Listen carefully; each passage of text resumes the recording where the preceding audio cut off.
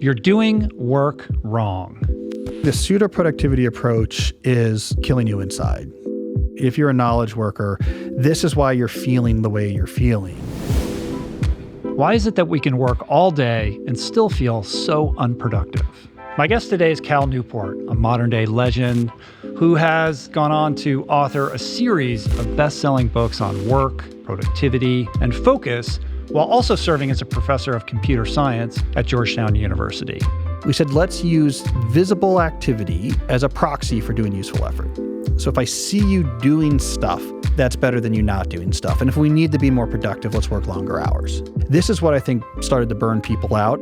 Cal's book, Deep Work, changed my life, no exaggeration. And now with his latest offering, Slow Productivity, he has much to say about the suboptimal ways many of us navigate our daily lives and delivers valuable insights on how to enhance focus and sustain productivity over the long haul. So the solution to all this is let's have better definitions of productivity. And I thought, well, we could answer that. So let's answer it. The advice I always give, which is not what people want to hear, but it's what works, is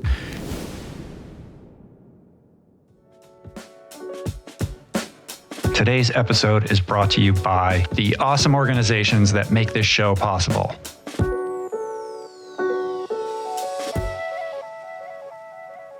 Cal, great to see you. Thank you so much for coming. It's been a couple of years since we first did this. Yes. You're back with a new book. So much to get into. But I think to just kind of create some context here for people that don't know. I mean, you are a bit of a unicorn. You have no social media presence, although now you're a YouTuber, which I didn't have on my bingo card for your life, which is very interesting. Let's be clear. Someone puts my podcast episode on YouTube for me. So right. Do you ever find yourself checking the comments or no?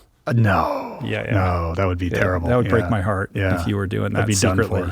Done for. Nonetheless, despite having zero social media presence and never, it's not like you quit these apps, like you were never on them to begin with, all the way back to the beginning.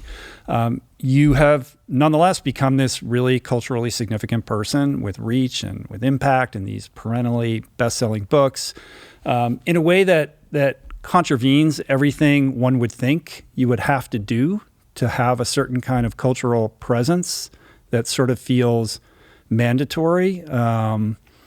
So on some level, it's like a parlor trick. Like what you have done feels impossible. And that's what makes you a bit of a unicorn, but also an inspiration, because it is possible to do great work, share it with the world, have that work be embraced, celebrated, etc., without the incessant pressure to sort of be everywhere in all places all the time that I think a lot of people who create things shoulder.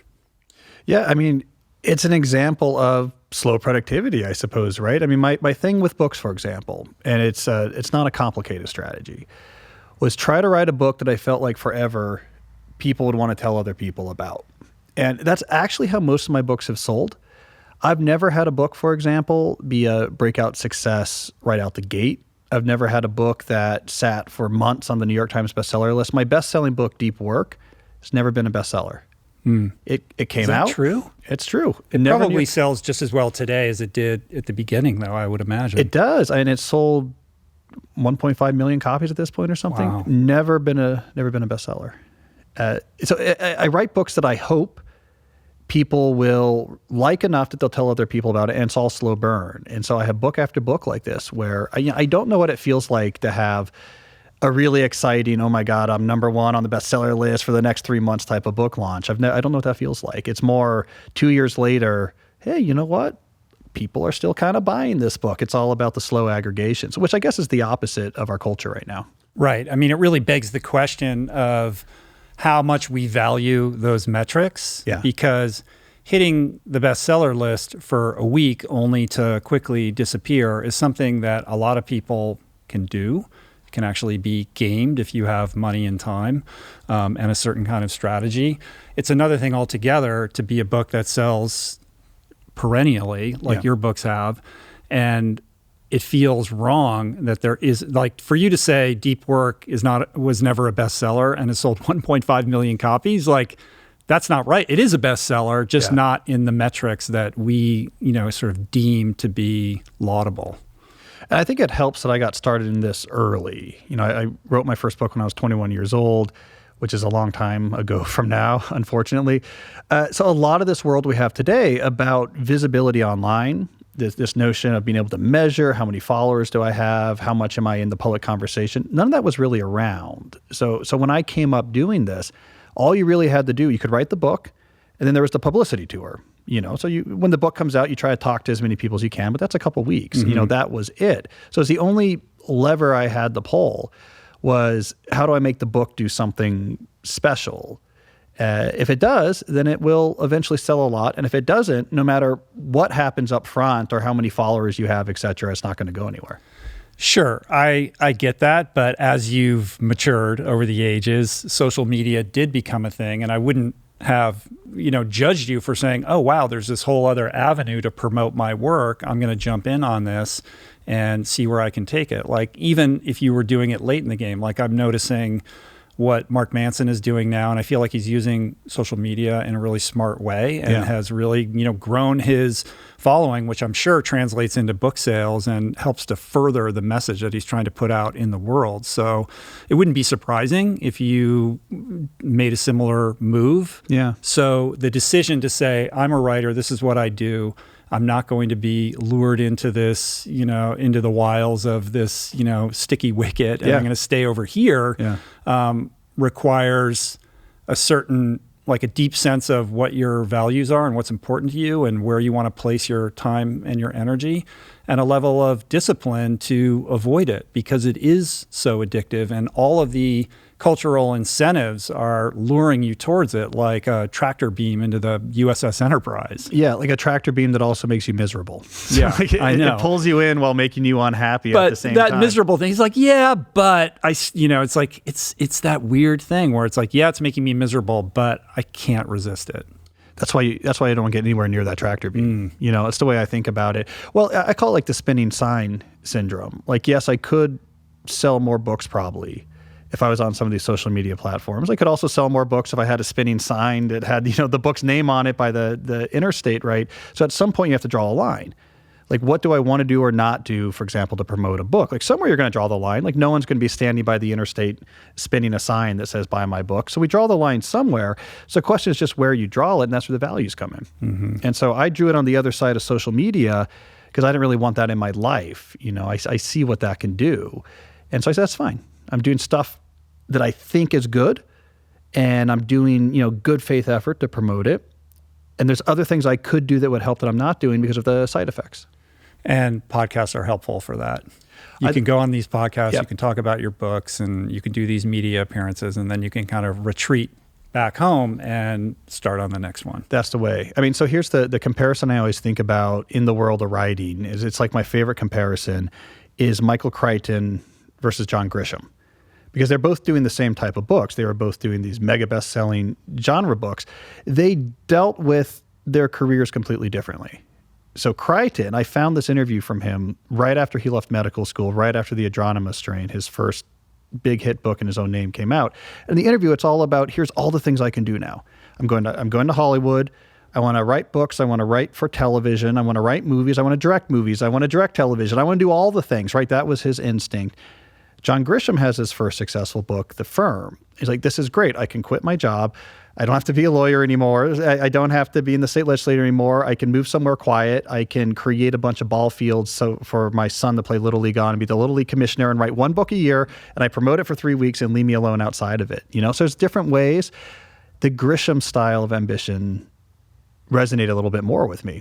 Like, great, I'm going to try to produce great books, but then also disappear if I can. Yeah, there's no value judgment on either of those choices. No, they're just I think different it's really types, about like what your ambitions are and what's important to you. Exactly. I mean, it's not to disparage Crichton. Like, what he created was unbelievable, and his life ended too soon. And he would have been miserable. Who knows what makes maybe Crichton was happier doing that. Well, yeah, would have been miserable in a small town. Yeah. Living the John Grisham life. Yeah, and Grisham would have been miserable trying to like write screenplays and create television series. Yeah, so you're right. It's knowing yourself.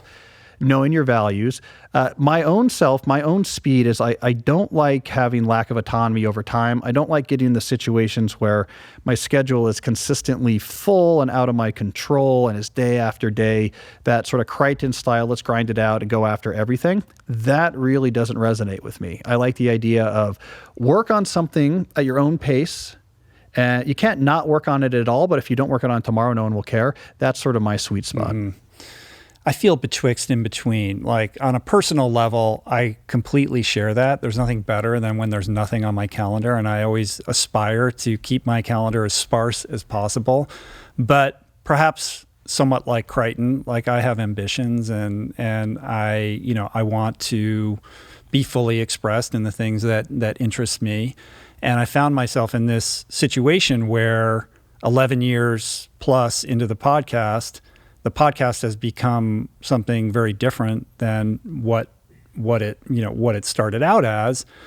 The core and the essence and the spirit of it is the same, but all the trappings around it have grown. We're now sitting in a big studio. I've got tons of people that work for me. We're producing essentially a TV show twice a week. Like none of these things were part of the equation when I began. Yeah. And I love that. But it means that I now have to manage people. I now have to deal with escalating costs. I have to think about, the difference between audio and video. Yeah. And, there's just a million permutations of that complicate my life. And then on top of that, I still, despite the fact that I really haven't written a book in 12 years, I now am writing a book this year. Oh, so I'm introducing a complication, into an already busy schedule. And so you and your work has been very top of mind for me. Like, how do I create the space to do my best work on this book, which is super important to me, while also being able to continue to steward the podcast as sort of the cornerstone or the keystone of kind of how I make a living, and also something that is dear to my heart and very important to me. Yeah. Well, I mean, you have some advantages here, right? Like, compare what you're doing to a circa 1990s syndicated television show. You own this and you have full autonomy, right? So you have a lot of options. So you can think about how this fits into your life. That's what I like about podcasting, is the autonomy in it. Like if you said our season ends in June and then we pick up again in September, right? You could just decide that and have a summer where nothing happened. Or if it was these 2 days a week, we don't do anything. And those days are completely free. Like these are all options you wouldn't have in a traditional environment. But in this environment, in the independent media, there's a lot of flexibility. Sure. Yeah. Sure. And there's also external pressures, the intrinsic pressures I put on myself, the extrinsic pressures and commercial, kind of aspects of this. Yeah. You got to keep it going. I got to keep the lights on. I got to pay all these people. Yeah. It's like, and then suddenly you're doing all these things that you had no idea you were going to do, that perhaps you're not even good at or don't necessarily want to be doing, but are just part of the entire package. And, trying to gracefully navigate all of that while remaining true to the things that got you there in the first place creates this conundrum, because what you did to get to where you are isn't exactly what you need to be doing or should be doing to get to the place that you want to go. Yeah, so it's a constant tension and evolution of trying to thread that needle. I mean, this is the crisis of ambition, basically. Yeah. Yeah. And I'll say I struggle with the same things, maybe on a smaller scale, but I'm always struggling with a slow productivity mindset and the opportunities and the things that I put in place that are trying to grow. I have a podcast of my own, and it took me, you've been podcasting for 12 years. I would say it took me 12 years to convince myself to do a podcast, even after it was clear I should have, because I was very worried about schedule intrusion, time commitments. It really took a pandemic and a bunch of boardom to get me to pull the trigger. That was the catalyst. I was wondering what the impetus was to. That was the catalyst. I wanted to reach my audience when I couldn't. I wasn't seeing anyone. I wasn't seeing my students. I wasn't, giving any talks. I wasn't being able to come do things like this, and I was bored. I didn't want to get out of the house. And I remember, here's honestly what happened. We're in late March 2020, and Ryan Holiday texted me these photos of this building he had bought in downtown Bastrop to do his podcast out of. And he's like, I get to go hang out in here during those early days of the pandemic. He's like, I have a place to go. And I was like, okay, I need that. And so that was also an impetus. We rented some space. I was like, I'll do a podcast out there. And it gives me a place to go and something to do. But I feel that it's the pressures of it. I get it. Like then you get advertisers involved. And they don't want you to take the summer off. They don't want you to, they're like, well, hold on a second. You have something And now here. suddenly you're on intake calls and involved in emails about, CPMs and things like that. Like this is not the Grisham life. This is not great. This is Crichton. Yeah, I've just crossed over from Grisham to Crichton. Yeah. But I'll tell you what I did. So I made a rule up front. I said, okay, this gets a half day a week. Like that was my rule for starting the podcast. It gets a half day a week. If I want to do anything else with it, I have to figure out how to fit it into that half day a week. And so it probably slowed down the growth of it, but because I could only give it a half day a week, I had to slowly let it grow enough that it could support for me to hire someone to take over all of the computer stuff. And that got me a little bit more time. And then I could spend some more time on this. And when I added video, we had to wait until I could hire someone to do that. But I've kept that rule. It doesn't get expand out of there. Yeah. And that's been an interesting artificial constraint. I think it's helped keep it reasonable. That's good that you've adhered to that. Well, you're very good at it. There's something about professors who do podcasts. Like they're so good at just looking at the camera and just, speaking directly to the audience without appearing to have to look at notes or any, it's quite a talent. We one take those episodes, because it's time efficient. I only have a half day. I'm looking for the cuts. Wow, he's still going. He hasn't looked down at all. Like, is there a teleprompter there? How is he doing this? Yeah, I was like, oh, he's a professor. Yeah, we rock he and roll. Does this all the time. Exactly. Yeah. Aim us at a mic or a camera and say, talk, and we'll go. That's great. I just got back from a month-long sabbatical.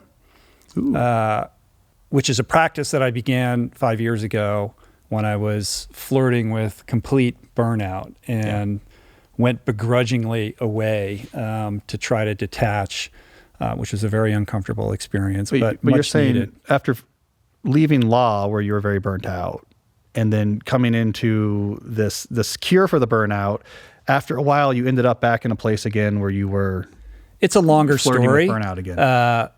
So I kind of petered out on law slowly. It wasn't a clean break. I did it for a long time as I became more and more immersed in kind of the ultra endurance stuff, and that led to the book.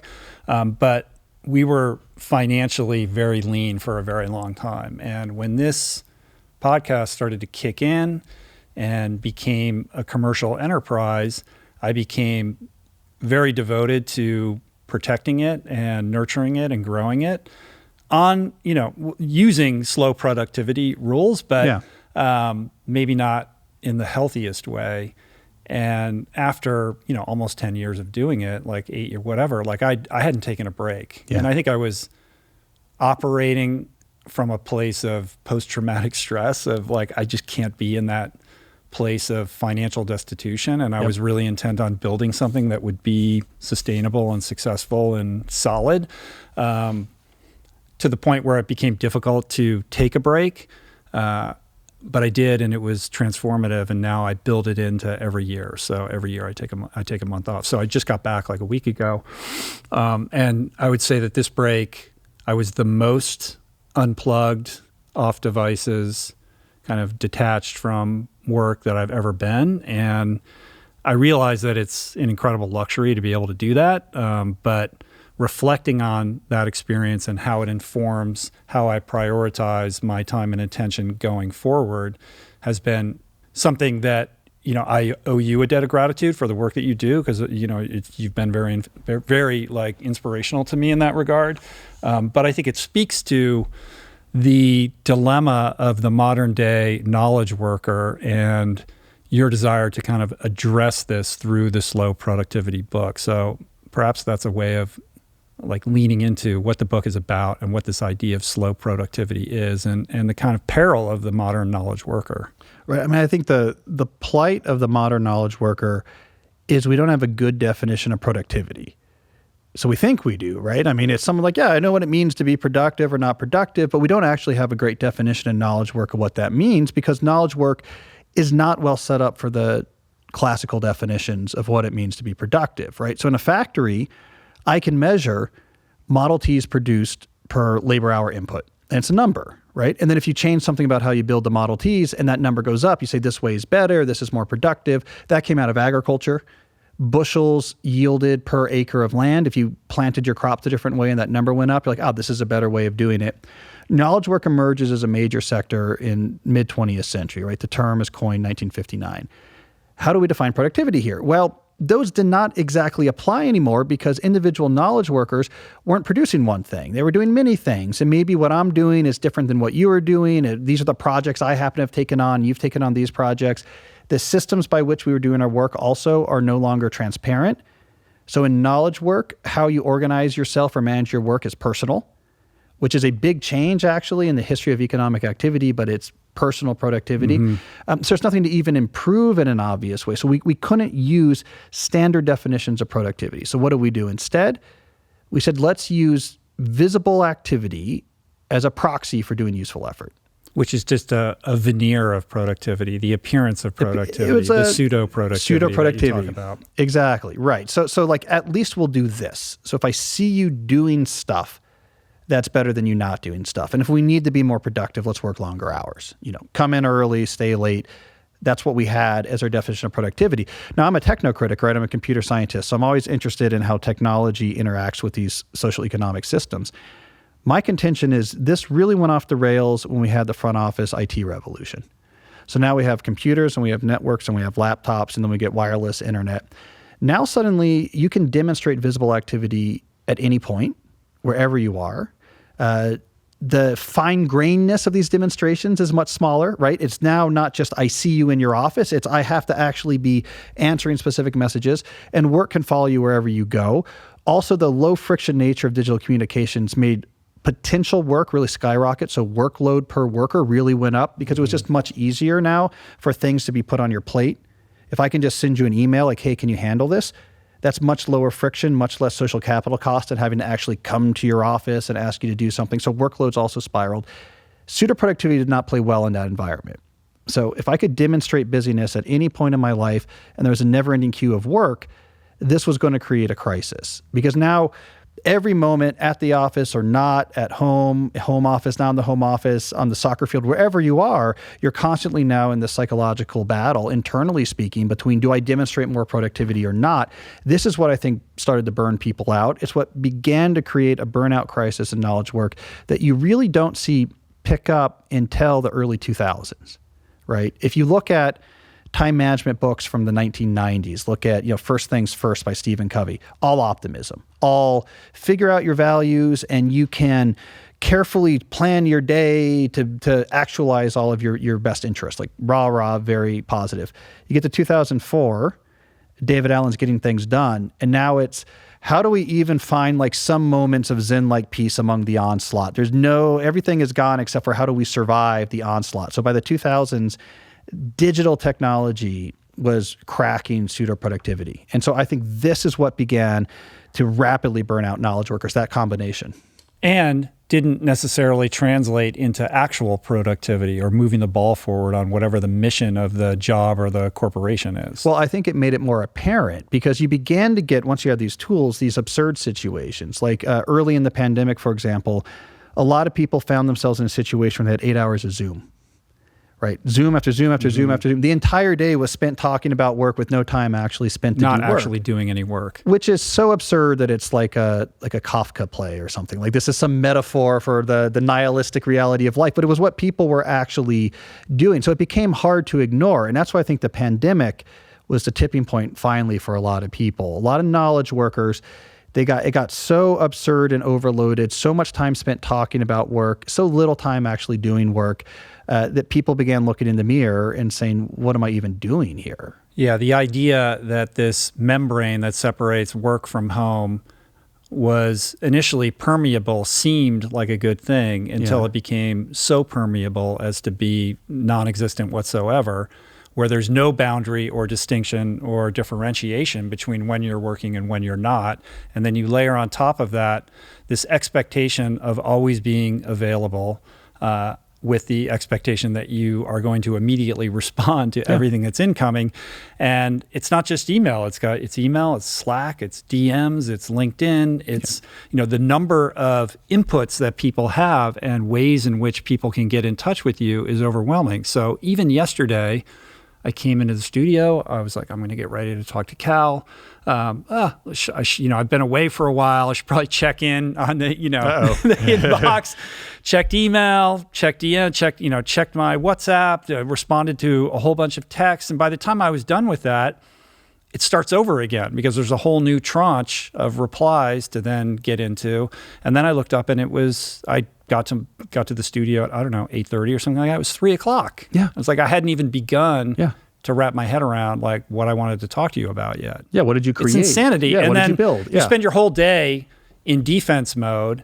You're not intentional about, being on the offense, tackling the things that are most important. And then you leave feeling dispirited and feeling like you didn't actually accomplish anything and questioning. And maybe, you're not really. Yeah. Well, this was the idea of the book, right? Is why do we do that? Well, we don't have another workable definition of productivity.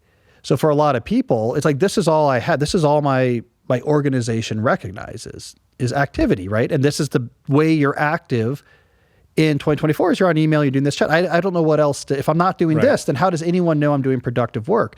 So the solution to all this is let's have better definitions of productivity. Let's have alternative ways of thinking about what it could mean to be productive. Because I had written about, I wrote a book about email and how damaging it was and how this culture was making everyone stupid. Or like, it's a terrible idea. It's like turning the lights off in a car factory to save money on your electric bill. It's like you are, but people are putting the steering wheels, on the roof because they can't see anything. And that's what email was to me. It's convenient, but it's destroying these companies. But why didn't people make changes, even if they recognized this is very damaging to people's psychological sustainability? We're not actually producing anything valuable. It's because they said, well, what else do we do?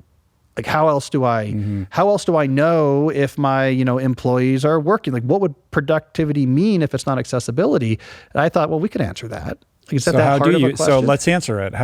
Let's begin the process of answering that. So slow productivity is much more based on producing stuff that's good. And it's much less based on activity. So it's results-oriented more than it is activity-focused. It has three big ideas. The first is to do fewer things, which terrifies a lot of people, but it shouldn't. The second is to work at a natural pace. So this idea, which is possible in a world of pseudo-productivity, that you're going to just be full intensity 9 to 5, week after week, month after month, year after year with no variation. Like you can pull that off if what you're doing is just lots of email. You can't pull that off if you're doing serious cognitive work. So we need more of a natural, varied pace.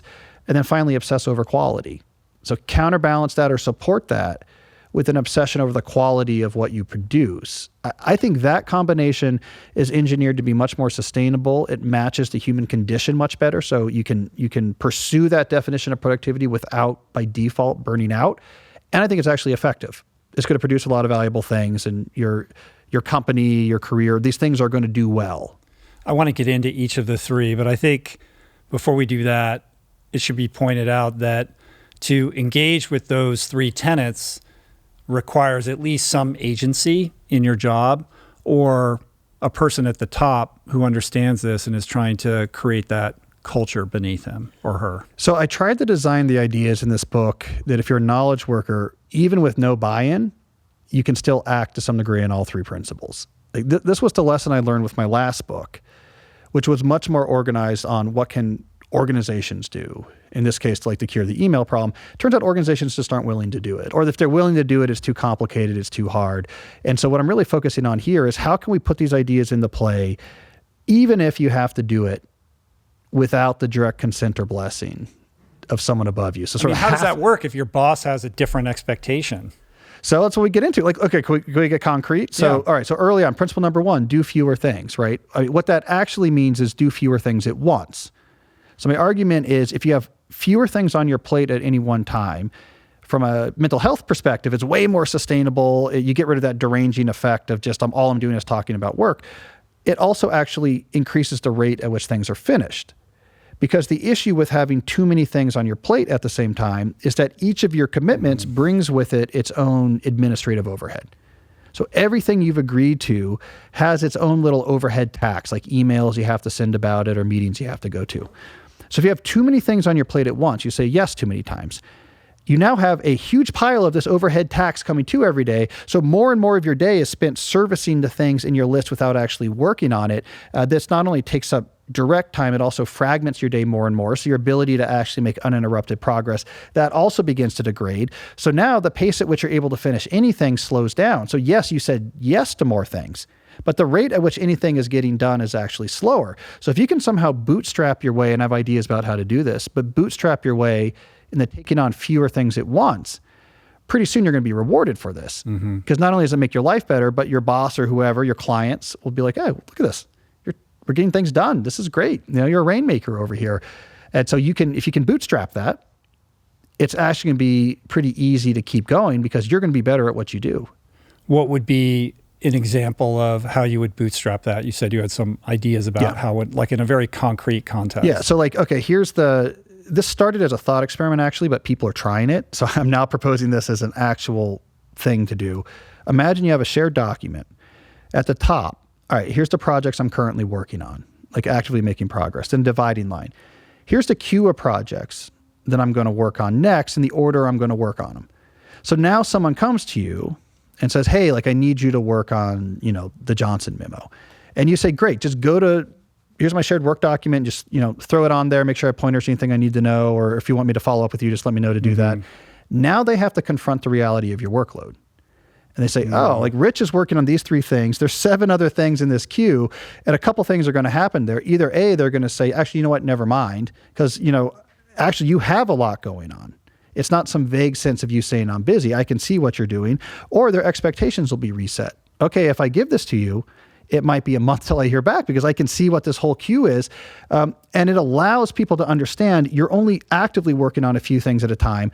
And you can even tell them, feel free to keep checking in on here. You can watch your project move its way up the queue, and you'll see when it jumps into my active projects list, at which point it would make sense to actually bother me about things.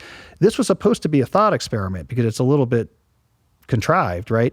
People are trying it. They're doing it. They're doing it. But isn't the exception or a reality check here, because the person who's calling you or emailing you and saying, I want you to do this thing, is going to be higher up in the hierarchy of the organization.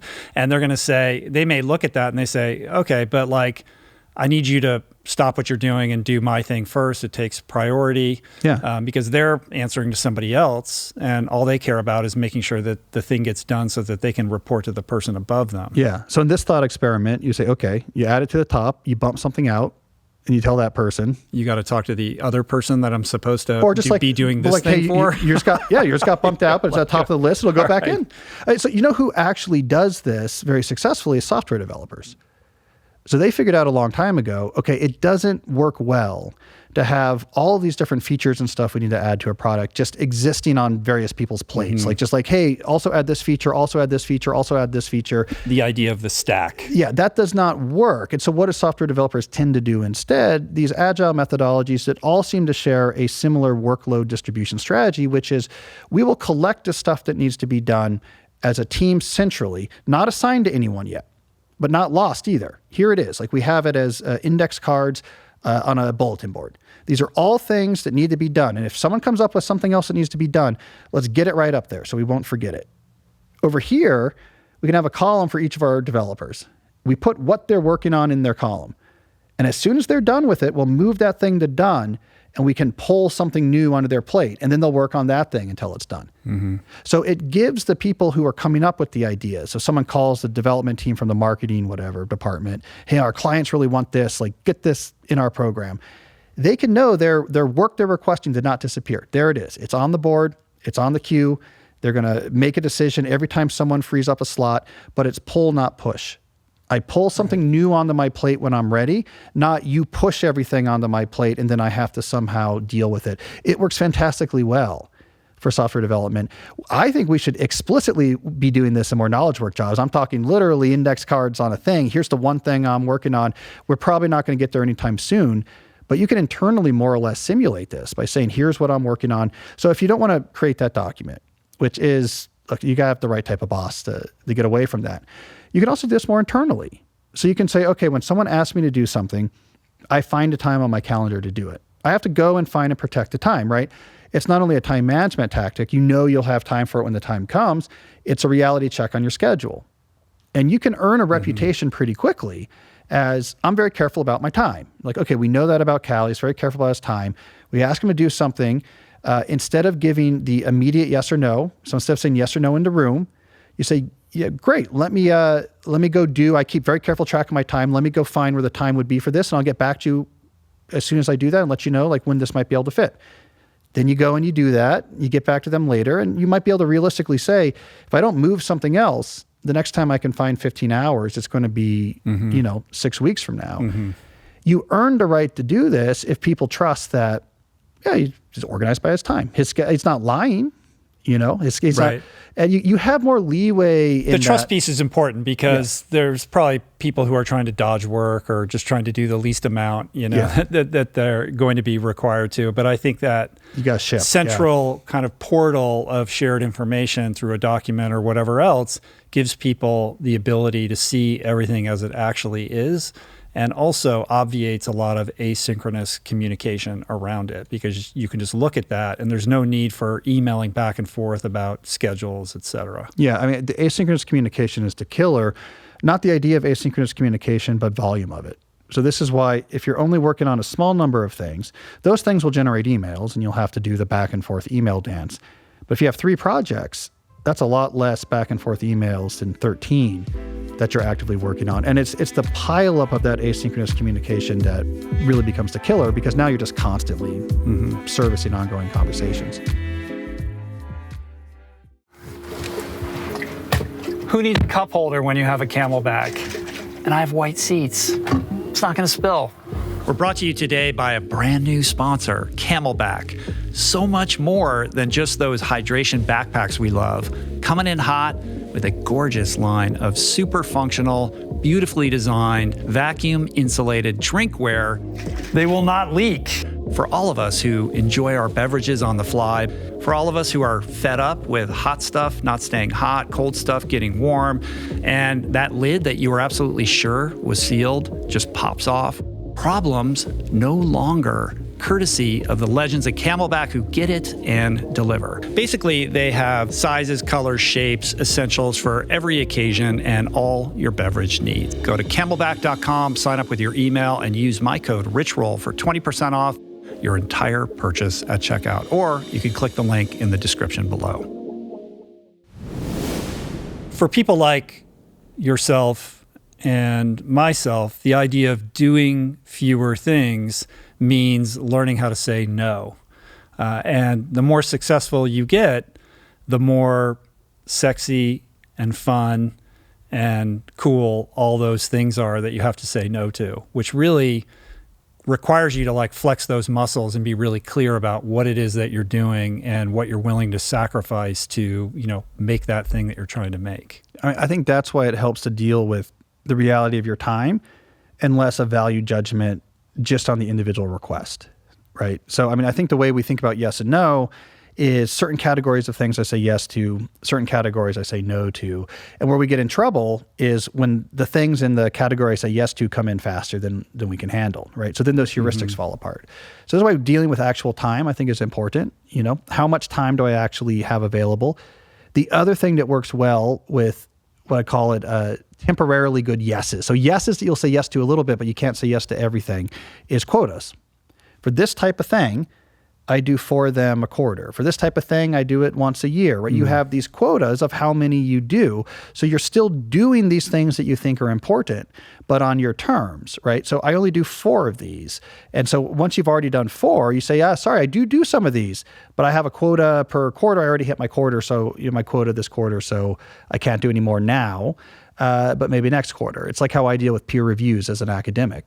I got to do them, but there's way more coming in than I can reasonably say yes to. So I have a quota. Like, this is how many I'm going to do this semester. And I just tell the editors, yeah, I love doing reviews. Thanks for thinking of me. I have a quota I keep per semester, and I just hit that quota. So I actually don't have any slots left to do this one now.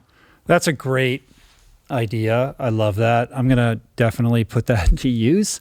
The constant problem that I run into is, and this is generally through email and sometimes through DMs on social media, is just the deluge of requests or people wanting things. And they're all good people, and many of them are friends of mine, and the requests are generally small lifts, but it's a death by 1,000 cuts thing where I just can't accommodate all of them. Yeah. But I'm such a people pleaser that I want to, or I'll make some mealy mouth response about how I'm busy now, which means, you're going to hear from them later. But it's very difficult for me to craft a response that's kind and compassionate while also respecting my time and my boundaries around what I can and actually can't do. And I have the same issue. Yeah, that is a hard one. And they don't fall into specific buckets. Every request is a little bit different. Yeah. Well, like for example, I think it's Adam Grant has this great document so you've requested a blurb. And it's this document that he sends. Although he blurbs every book. It seems like he blurbs a lot. Well, and he responds to emails immediately. I've never there's nobody who in my experience has responded to my emails faster than that guy. Well, this is an ongoing to everybody. And I will say, I did his podcast recently. I think it'll be out before this episode came out. Him and I had a debate about that. Because this is our internal war, is I wrote A World Without Email, and then he wrote this New York Times op-ed about you should answer every email. Right. And so we had like a sort of good-natured debate. I want to hear that because the whole inbox zero thing is total insanity in my opinion. And at some point I just had to make peace with the fact that I'm just not going to respond to every email. And just because somebody emails you doesn't mean that they're entitled to a response. I wrote about that in Deep Work, and people got mad about this, but I think there's a kernel of truth in it. The way when I was in grad school, so MIT, the way the MIT professors, the sort of eminent MIT professors, dealt with this issue was, I will only respond to your email if I should respond to it, it's relevant to me, you've given me all the information I need, and I'm the right person to be asking this. And if it didn't satisfy any of those things, they just wouldn't respond.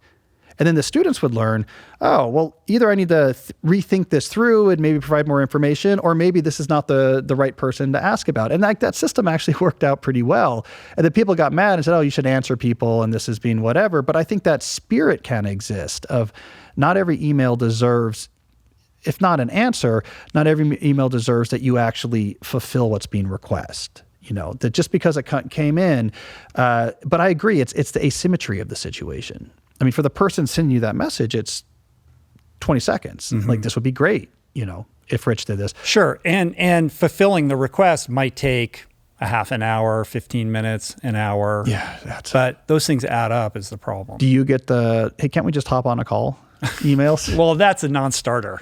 So many. Because I think for some people, it's like, I have to start up and all I do is do calls all day. Yeah. And so Ryan clearly, Holiday's very funny about that. He has all kinds of flippant, funny things that he says about like people who want to have a cup of coffee with him. Or he's thought. But how do you do it? Like, what is your protocol around email? How you respond? How you deal with like you're out there in the world, and email's really the only way that people can get a hold of you. And not even really. So one of the things I did is I got rid of any general purpose public-facing email address.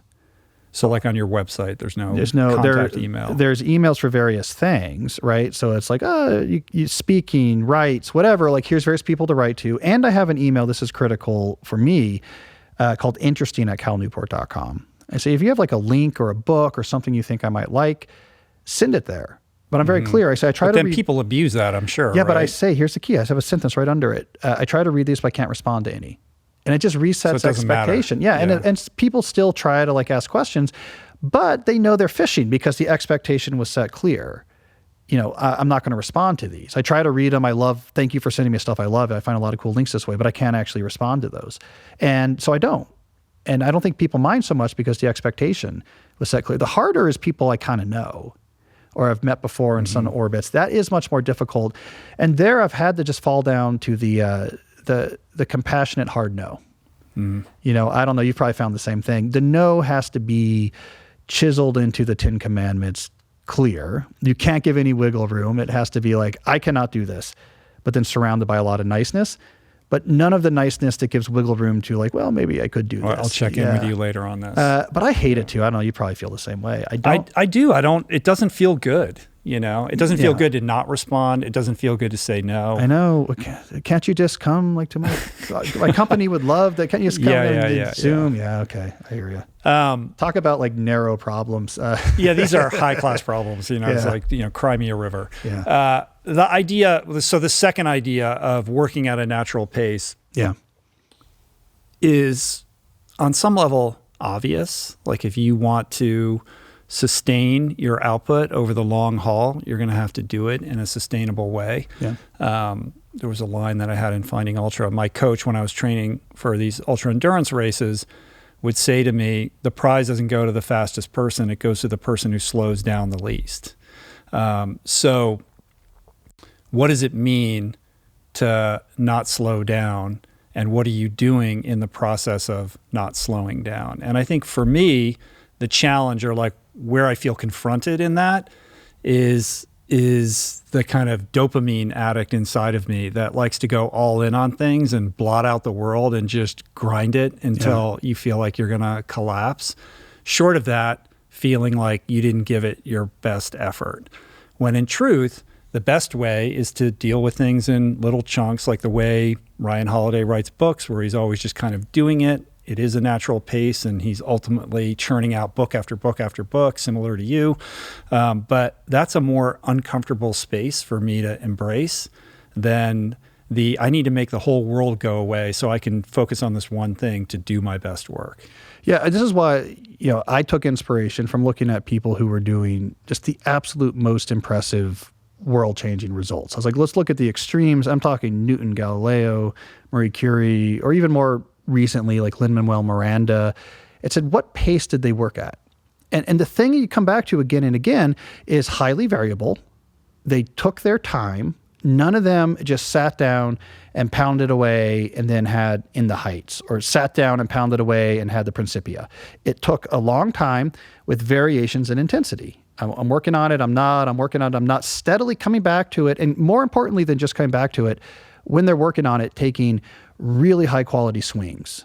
When I'm working on this, it's getting my full, like, this is the best thing I could be doing on this right now. I'm not trying to dance around what really matters, but also I'm doing other things and coming back to it. And they took their time. They took longer, and they had variations in their intensity. So like Lin-Manuel Miranda writing his first play, which was In the Heights, not Hamilton, and it was a major play, 8 Tony Awards, right? 7 years he worked on this. He wrote a version in college at Swarthmore as a sophomore, and it was pretty terrible. And he worked on it off and on for 7 years. In those last few years that it picked up more momentum. And what they were doing is he was working with a couple of alums who had a theatrical production company in theater in Manhattan. And Lin-Manuel Miranda was he was teaching and doing some column writing, and he had a freestyle rap troupe he was touring with. Freestyle Love Supreme. Freestyle Love Supreme. I have a friend who's in that. I've seen the show too. It's unbelievable. Yeah, so he was touring the world doing this, but what they would do is they kept coming back to, we're going to do readings. We're going to do readings, we're going to bring in actors and do readings of the play, and we're going to come back again in a month or two. And so let's learn from what happened, make a bunch of changes, we'll come back and do it again. So it's just slow and steady, continuing to work on it, continue to polish it. So it was neither, I'm just all in all the time, but it also wasn't procrastination, right? So he kept coming back to it. And when he came back to it, he was making the best possible swings. Like, we're going to sit here with actors and we're going to listen to them read the play and see what's not working. That combination, keep coming back to it, taking the best quality swings, but having a good up and down pace of how often you take those swings, so you don't, whatever the metaphor here would be, throw out your rotator cuffs if this is a golf swing. That is what the really great creative producers do. That's how they do it. Darwin writing The Origin of Species, same thing, right? Marie Curie honing in about to isolate radium, 2-month vacation in the French countryside with her family.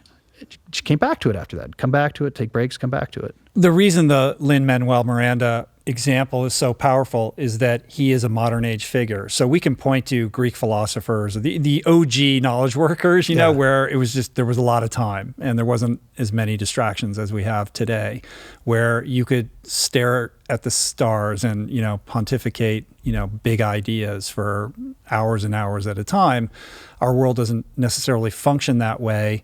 And we have to be very intentional to kind of carve out those moments for boredom, deeper reflection, and the kind of, indulgence of the creative imagination that's required to create something new, different, and great. So Lynn is great. And I think, there's I think when you look to entertainment, the arts, filmmakers, those are the people that you see as great examples of this, because they're not on social media. They're not trying to be everywhere all the time. They go away for a very long time, and then they come back and they're like, here's my thing. And the whole world stops and celebrates it. Christopher Nolan, Quentin Tarantino, all of these people. No phones. Yep.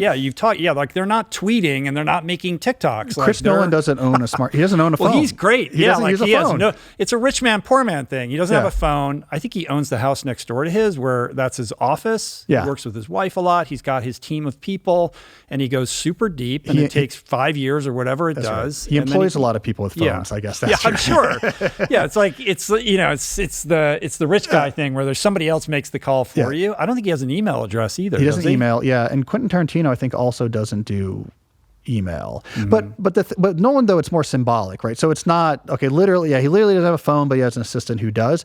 It's more to not have a phone in Hollywood means I don't want to hear about the opportunities. I don't want to hear from my representation about this and that. And will you get involved in this? I want to be left alone to work on the movie. But there's a bigger philosophy here about studying these figures, right? Which I articulate because I think it's important. Right early on in the book, I say, if we look to slow food as an example, how did slow food approach cuisine? It said, let's look back to traditional cuisines, because presumably these are things where people spent a very long time sort of evolving what works and what doesn't.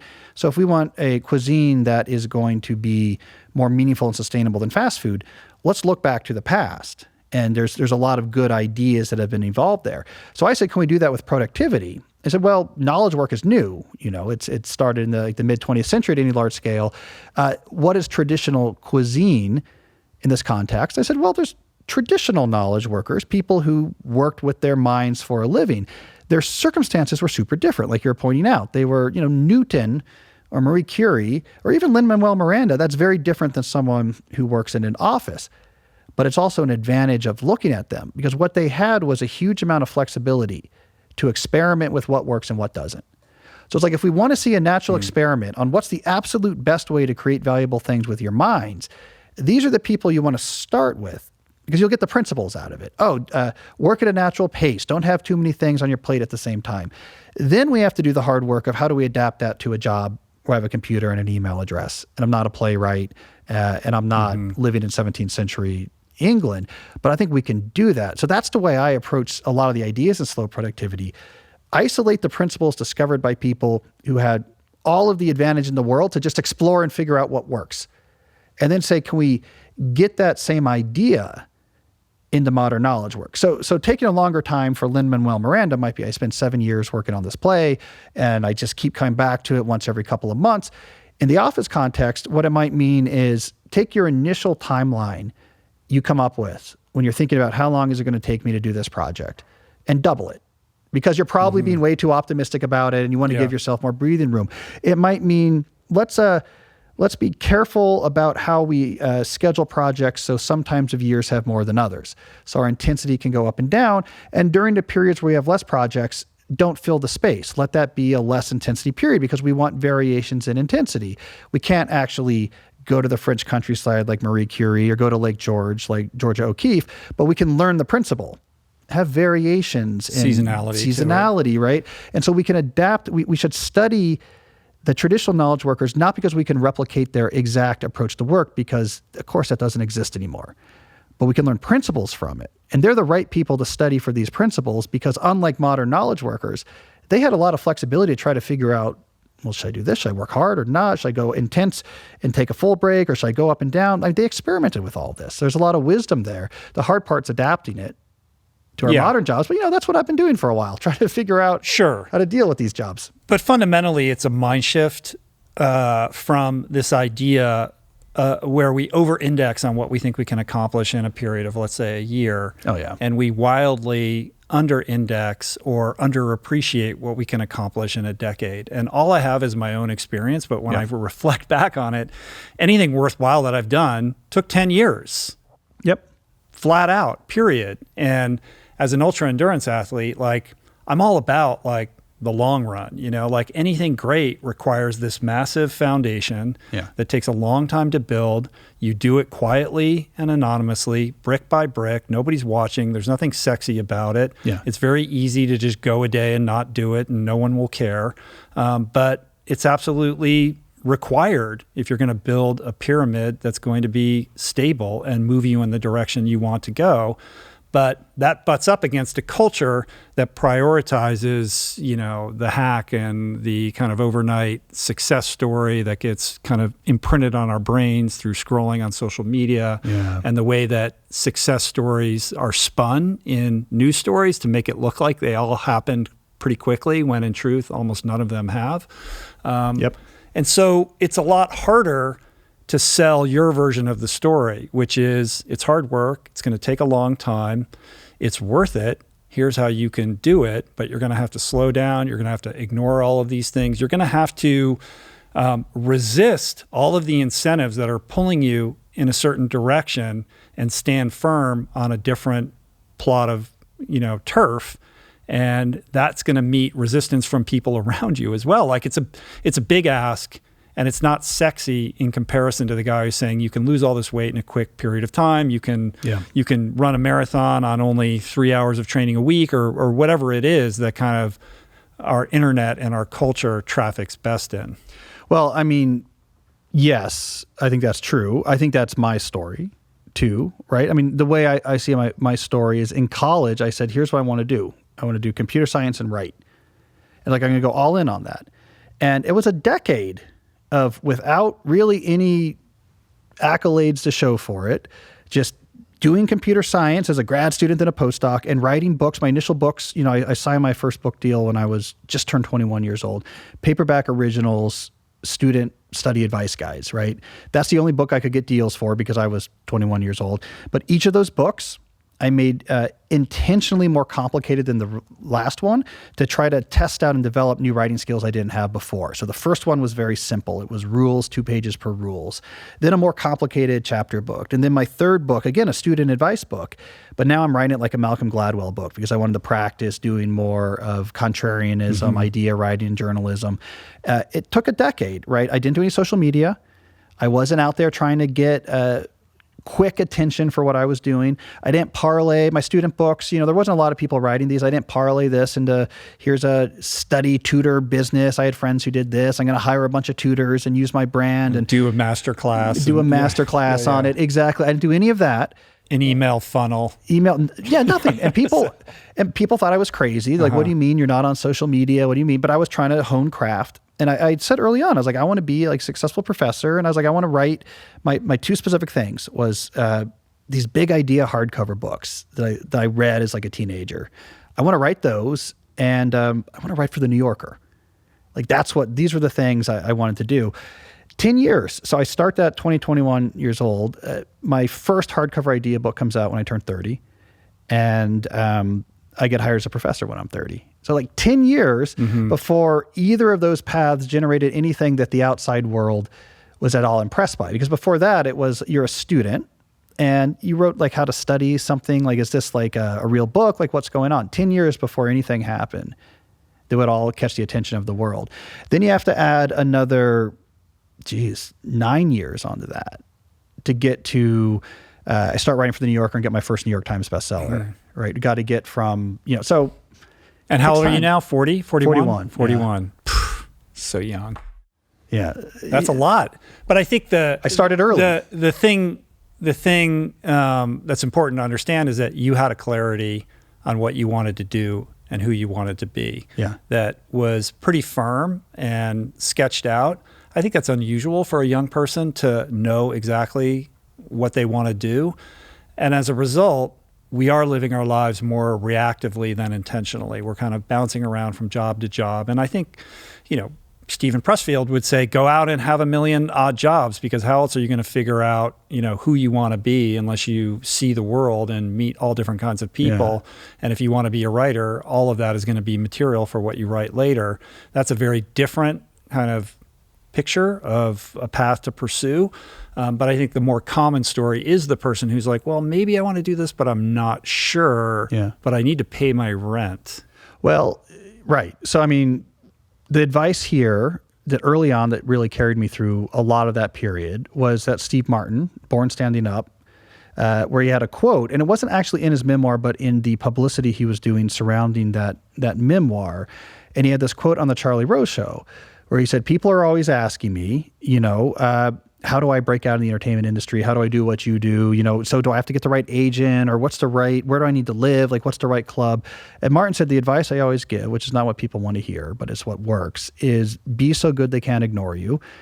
Once you do that, everything else will come. And I remember reading that book, and that was his whole thing. And I had a whole chapter about this in Slow Productivity that got cut for length, and I loved writing it. We're just telling his 10-year story of cracking comedy, right? That's how it happens. So then I wrote a book. That was that first idea hardcover book, was called So Good They Can't Ignore You, based off of the Steve Martin quote. And what it was arguing was this idea that you have to figure out in advance, this is what I'm meant to do, and then go match that to your activity, I said, is a fairy tale for most people. And in fact, if you study most people who love what they do, their entrance into that path was much more haphazard and contingent than they tell after the fact. And so I opened that book on Steve Jobs.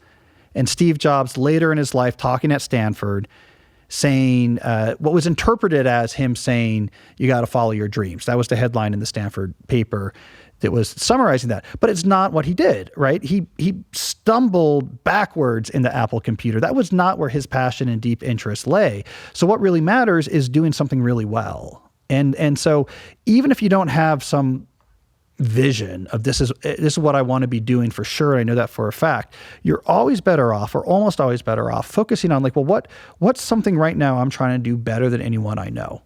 And even if that shifts over time, you don't know where that's going to lead you, but doing something really well is always the foundation for these stories of people ending up with really cool situations in their life. So at the very least, you're getting practice. You're never going to busy your way to something fundamental. There's no amount of social media activity or email or Slack or Zoom meetings that can ever alchemize into like a really impressive thing on which you can build a really cool life. The equation's not there. It's lead that will never turn to gold. Right. So this third pillar of slow productivity being obsessing over quality. Yeah.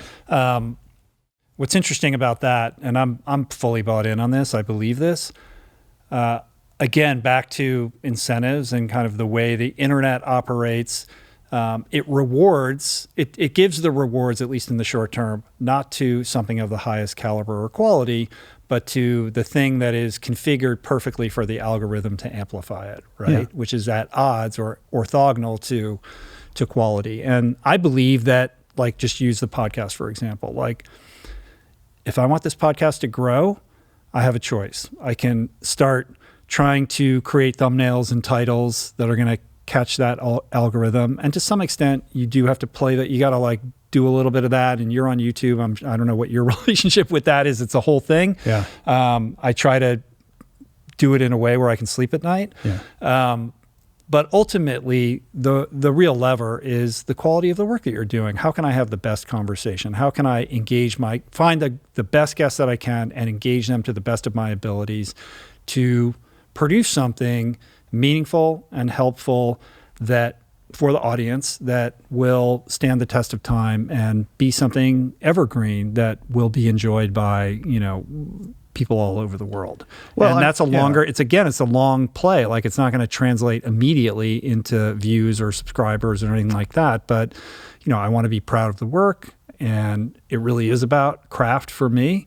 And I believe ultimately still at the end of the day that is really the only thing that matters and what's most important. Well, this is what I like about podcast, right? Let's think podcast versus YouTube. We have two different incentive structures there. What grows a podcast? It's really good. And it takes a long time. I mean, there's a few exceptions. Right. Oh, you mean just in the audio space? Forget about YouTube. Forget YouTube for now. YouTube and all of that. YouTube. Right. Because discoverability is a different thing. It's not thing. Algorithmically driven. That's right. But the thing about YouTube and podcast, Ed, and I don't know if I fully believe this, but talking to a real YouTube specialist, a YouTube podcast specialist, all he does is YouTube for podcasters. And he says, YouTube doesn't grow the audio. It doesn't grow the podcast audience. It's its own thing. You're reaching people who watch different on audience. different audience, and you can reach them, and it's nice to reach them because that's people who might not, and it's good for other reasons. So it's an audience you're reaching. So if you're trying to sell a book or something like this, that's a big audience now who you can talk to, and you can show them things, and or if you have a course or something or whatever, but they're not going to come over and greatly increase your audio numbers. That's just, it's the audio grows on its own. It's a different audience. And what grows a podcast is they have to be really good, and it takes a long time. I mean, you've been doing this for 12 years? Yeah, coming up on 12 years. Yeah, it takes a long time. Yeah. I mean, there's a few exceptions, like Huberman, I guess. Yeah, I mean, Huberman had astronomical growth, but he benefited from guesting on a bunch of shows right before he launched, so he had a higher profile than most. Yeah, I think Jocko had a similar Jocko, because he was on Tim. Yeah. Lex Friedman, who's an interesting case. But Lex is not. He was on Rogan a bunch of times. But he did his podcast for years. It was that's right. The AI podcast. But it was an AI podcast, and it was a very geeky kind of thing. Yeah. It's a very different thing now. Yeah. But interestingly, on YouTube, like he doesn't play the clickbaity game at all, and he's been very successful as an outlier, transcending the need to kind of fall prey to those incentives. Yeah. So then that's the question. You said before the internet rewards doing more of the playing to the algorithm, but I guess the question is, what's the reward there?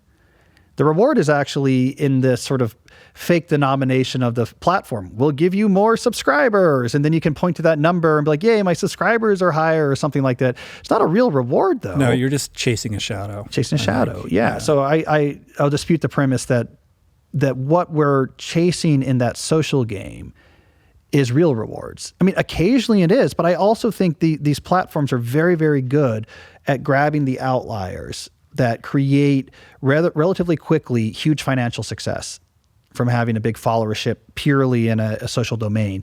Those are outliers, but they put it out there because then everyone thinks, well, that could be me. Like I could post something. This seems easier than hosting a podcast. I mean, my kids are all elementary school age.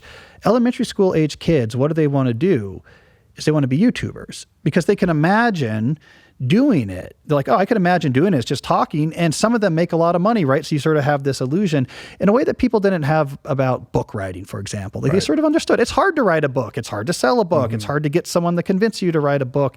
And so you get seduced by the low barrier to entry plus the lottery effect. You could just start and you never know, it could take off, which by the way is exactly what TikTok then explicitly exploited. So TikTok then came around and said, oh, this effect is very powerful. And since we can control exactly who sees what, here's what we're going to do. When you're new to TikTok, we're going to every once in a while, especially early on, just show your video to a bunch of people. And then you're like, oh my God. And then you're hooked. You're hooked. Yeah, you're like, I got 7,000 views on this video. Maybe I'm one post away from being a TikTok influencer. Everyone's going to say. So it just directly feeds you, just enough to stay hooked. It's all a seductive game. It's interesting with YouTube now being at the age that it's at, that there's a whole generation of creators who have burned out and left the platform, and mental health has become a big topic of conversation among those content creators in a good way. I would imagine your book is probably pretty popular with a lot of YouTube creators, and this one certainly will be popular with them as well. Like, how do you do this in a sustainable way? And, to my point about taking a sabbaticals and having been doing this podcast now for 11 years, like it has to be sustainable. You can't produce on a pace that is going to lead to burnout because you're not going to make it for the long haul. So the long haul is what's important. If we are looking at framing this in the context of decades, which is what is required to be good, I think. So how do you build that in to, prevent those things from happening? Yeah, I mean, I think there's some of these YouTube game streamers that are almost like a Greek tragedy, because there was this reinforcing cycle of, okay, you gotta post so much footage of you playing these video games that it became like the Midas and the Golden Touch. Yeah, you're like, oh my God, I like video games, I like YouTube. And it becomes this, you see it in their eyes as their eyes just dead end for, oh my God, I gotta play like 6 hours of video games today because I have to keep, well, here, tell me if this is sensical. I'll tell you what my YouTube strategy is, and then you can tell me if this is reasonable or not. So here's the way I thought about it. So I think video is important, right? Because I learned from looking back in history the way television ate radio's lunch. Even though radio was cheap and we knew how to produce radio programming that was interesting and it was portable and you could have it, in your car. And it was a very good technology like audio podcasting is now. And television came along and it was like a much clunkier technology. It was a small screen. We didn't know how to make compelling content for that format. It was expensive and you had to stay like one room in your house to watch it. And it just destroyed radio, right? Because people like to watch other people. And so I see this future in podcasting, for example. I think the future is going to be video. And I think it's going to be on smart TVs. And I'm thinking it's not going to be YouTube. It's not going to be algorithmically distributed content. I think that era is going to die. I think it's going to be much more like I have an app for the Rich Roll Network, and it's a horizontal carousel of the latest episodes of the episodes on this network. And just like with Netflix, like, oh, there's a new episode of this show and I want to watch it. I want to watch it on my TV. It's going to be cable TV times 1,000, like an indie version cable TV. Right now, however, YouTube's the only game in town for practicing with video or getting video out there. Mm-hmm. So what I'm trying to do is the firewall approach. I'm going to make my podcast and I'm making it for the audio audience and I want to make the best possible podcast. And the only number I care about is the curve of downloads. Like, are people down? Is a show growing? Audio. Over here, I have a YouTube guy. So he can take the video. We filmed the whole podcast. It's a whole different thing. And I tell the YouTube guy, you can't touch the video, but whatever you want to do with thumbnails, whatever you want to do with titles, whatever, right? Like YouTube, I guess you're talking to an algorithm and the algorithm talks to other people on your behalf. Like, you can do what you want with the thumbnails or titles. Don't tell me about numbers though. That's like, you're on this side of the firewall. So we can practice video and maybe reach a whole other younger audience. They'll get exposed like me in the show. But I don't want that algorithm to influence me at all, because if I did, it would take 6 episodes before it was, okay, here's 17 hacks for making your productivity system working with Gen AI. Yeah, there's plenty of ways that we could reductively take the Cal Newport canon of knowledge and turn it into viral videos. Yeah. And then you become a cartoon character. Yeah. As a result. Yeah. Yeah, we don't want that. I don't want that. I don't think the world wants that, Rich. Well, I think it's, time will tell what will happen with podcasting. I agree that I think video is important. And I think there's something about the audience making a visual connection with the person that they're listening to that is much more indelible than just audio.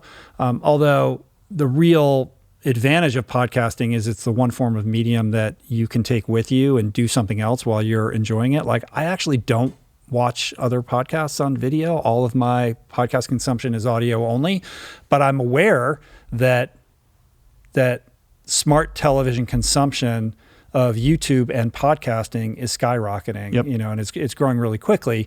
So I think there will be, I know YouTube is very intent on trying to create an ecosystem that's very favorable to podcasting, but I think there will be something else that will come along. And I would like it to not be algorithmically driven so that we're not getting crazy thumbnails and those incentives that are driving that kind of behavior disappear and the podcast can just be what they are. I mean, Netflix learned this, right? So Netflix's original idea was, how are we going to differentiate?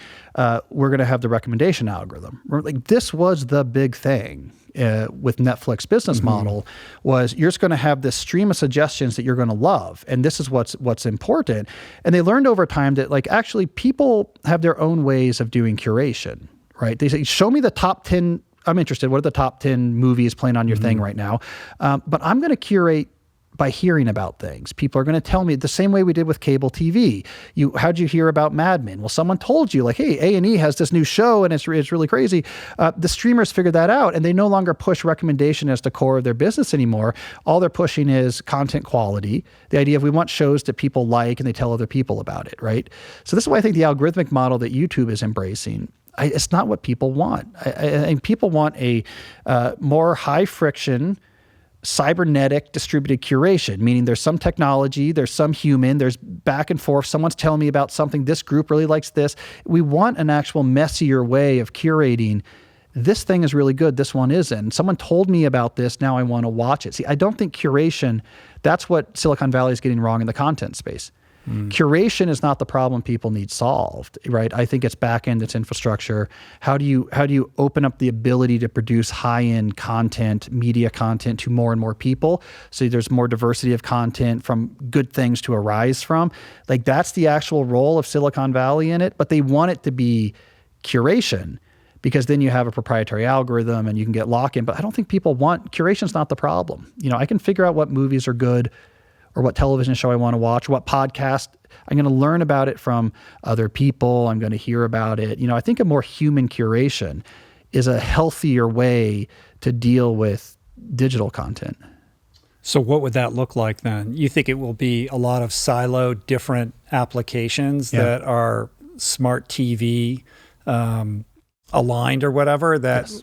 Yeah. But the problem is there's more and more consolidation of where people go for their information and content. So trying to drive people to some other site when everybody's going to YouTube or Spotify or what have you becomes a heavier lift. Yeah, but if it's an app on a smart TV, it's sitting next to Netflix and Max and Hulu. I'm already used to the idea that I'm clicking on a chiclet on my smart TV. It's not like the Rich Roll podcast app. It's like the podcast app for smart TVs. So I think there's going to be some of those, but I think there will be some Rich Roll podcast apps. And then when you hear about it, I download that app once, and now it's on just like I downloaded HBO, when I wanted to watch True Detective. Yeah, and then you see your carousel or whatever. Then you have it on there. Yeah, I mean, I think this is going to be a higher threshold world, right? Because to survive at that level, it's probably going to be subscription-based, not ads-based. Most shows aren't going to be able to survive there. But where I think we're going to end up is in a place where there's more great content than there was in the age of cable and just streamers. But we're always promised this world whenever there's a new indie content development technology. Everyone gets this implicit promise of, now anyone is going to be able to have an audience and reach people. No, still, most people aren't going to reach an audience. It's still very hard to produce something that people really like, but the gates are down. The threshold is high, but the gates are down. So lots more people can try. And the stuff that makes it past that threshold and people are downloading on their smart TV, that's going to be a more interesting, diverse group of experimental content than it would be in an age of just cable. In some sense, that's what social media did so cleverly, among other things, is the Web 2 revolution came along. Hey, now anyone can start a blog. Like anyone can publish information. You don't have to hack HTML and you don't have to write for a magazine. But the problem was no one read most people's blogs, because it was actually easy now to publish, still pretty hard to get people to pay attention because you had to have something people cared about. Then Facebook came along and said, okay, here's our model. Our model at first is attention. You post, and here's the social contract. Your friends post, you go and like their things, and they'll come and like your things, and everyone can feel like they have an audience. So what they were actually selling was this sense of you had an audience. That's what social media sells, is this sense of people care what you have to say. But the reality is when you leave that bubble is it's very hard to get people to care what you have to say. But if you can persist, then it could be pretty cool, that it can have a lot of impact. And in order to persist, you need to adhere to the slow productivity It all rules. comes back to slow productivity. Right? But back on this obsessing over quality, I think the best will always win over time, with some caveats. Like this can easily be confused with perfectionism, which you write about in the book. So somebody can say, well, I'm obsessing over quality, but they're not actually doing anything. They're in their own way because they're not going to release something until it's perfect. Or maybe even, a little light dusting of avoidance or procrastination or some kind of analysis paralysis. We can tell ourselves we're obsessing over quality, but is that really what we're doing? Yeah, well, these are both big issues people have with it. And I think there's a couple things that help. One, we have to clarify when you obsess over quality, you're not obsessing over the goal of producing the best quality thing that anyone can do, right? Because that is something that paralyzes people right away. If they think obsess over quality means, your goal is to become the best writer, podcaster, computer programmer in the world, right? And they rightly realize, well, I'm never going to do that. So that's not the goal. The goal is not to obsess over quality en route to being the very best at what you do in the world, but just you care about the quality of what you do. And how good that is and where that is depends on what you're doing and the competition and your talents. So don't worry about that. It's just I want to do what I do increasingly better whatever that means. So I think that's important. And then two, to avoid the procrastination trap or the perfectionism trap, I think it's really useful to have the mentality of, I think of it internally as the next one's going to be great. So it's like, this is how I tackle writing books. Because once I get going in a book and I'm in the reality of it and I'm like, oh my God, like this is fine, but is it great? And I just read this book. This book is brilliant and my book is not that. And how do I not just like stop at Obsess? I was like, yeah, okay, the next book. That's going to be the great one. This one I'm just going to finish, but I'm going to start thinking the next one's going to be the one that's great. So the next one going to be great mentality means you ship what you're doing. You care about quality, but you ship by taking the pressure off. This one has to be the idea best. Of like ship the work. Ship Your the job work. is to finish it and ship it. Ship it, and you want to ship good stuff, but you don't have to ship the very best thing you can do because the next one's going to be the very best one. I mean, a lot of writers do this. I do this for sure. I mean, you work on the next book in your head while you get far along into the writing process of the current book. You already know what the next book is? Yeah. Are you like Ryan, where it's just literally a seamless like wheel, like from one to the next? It's not. The last 4 books, so the last 2, I do 2 book deals, basically, is what I'm trying to say. So Deep Work came out, and I took a break. And then I sold together Digital Minimalism in a World Without Email. Then I took a break. And then I sold together Slow Productivity with the next book. So I pair books. I got it. Yeah, I take a breather. The idea of high quality work raises the issue of intrinsic versus extrinsic motivation. Like to really care about quality requires an intrinsic desire to create something of quality. If you don't have that and you're relying on an extrinsic motivator like a boss or somebody like that who's like, it better be good, but you don't really care, that doesn't feel like a sustainable solution. So for the person who is a knowledge worker and they're in a situation where maybe they're not super, kind of nourished by what they're doing, and maybe don't care as much as they should, it's hard to tell somebody or to engender a sense of intrinsic motivation that has to be self-generated and really only occurs when the thing that you're working on is something that you care about, independent of what job you're in. Yes and, right? I mean, the way I think about that is if you really don't care about what you're doing, if you really could take it or leave it, then that is a problem. But on the other hand, you can have an appreciation for craft.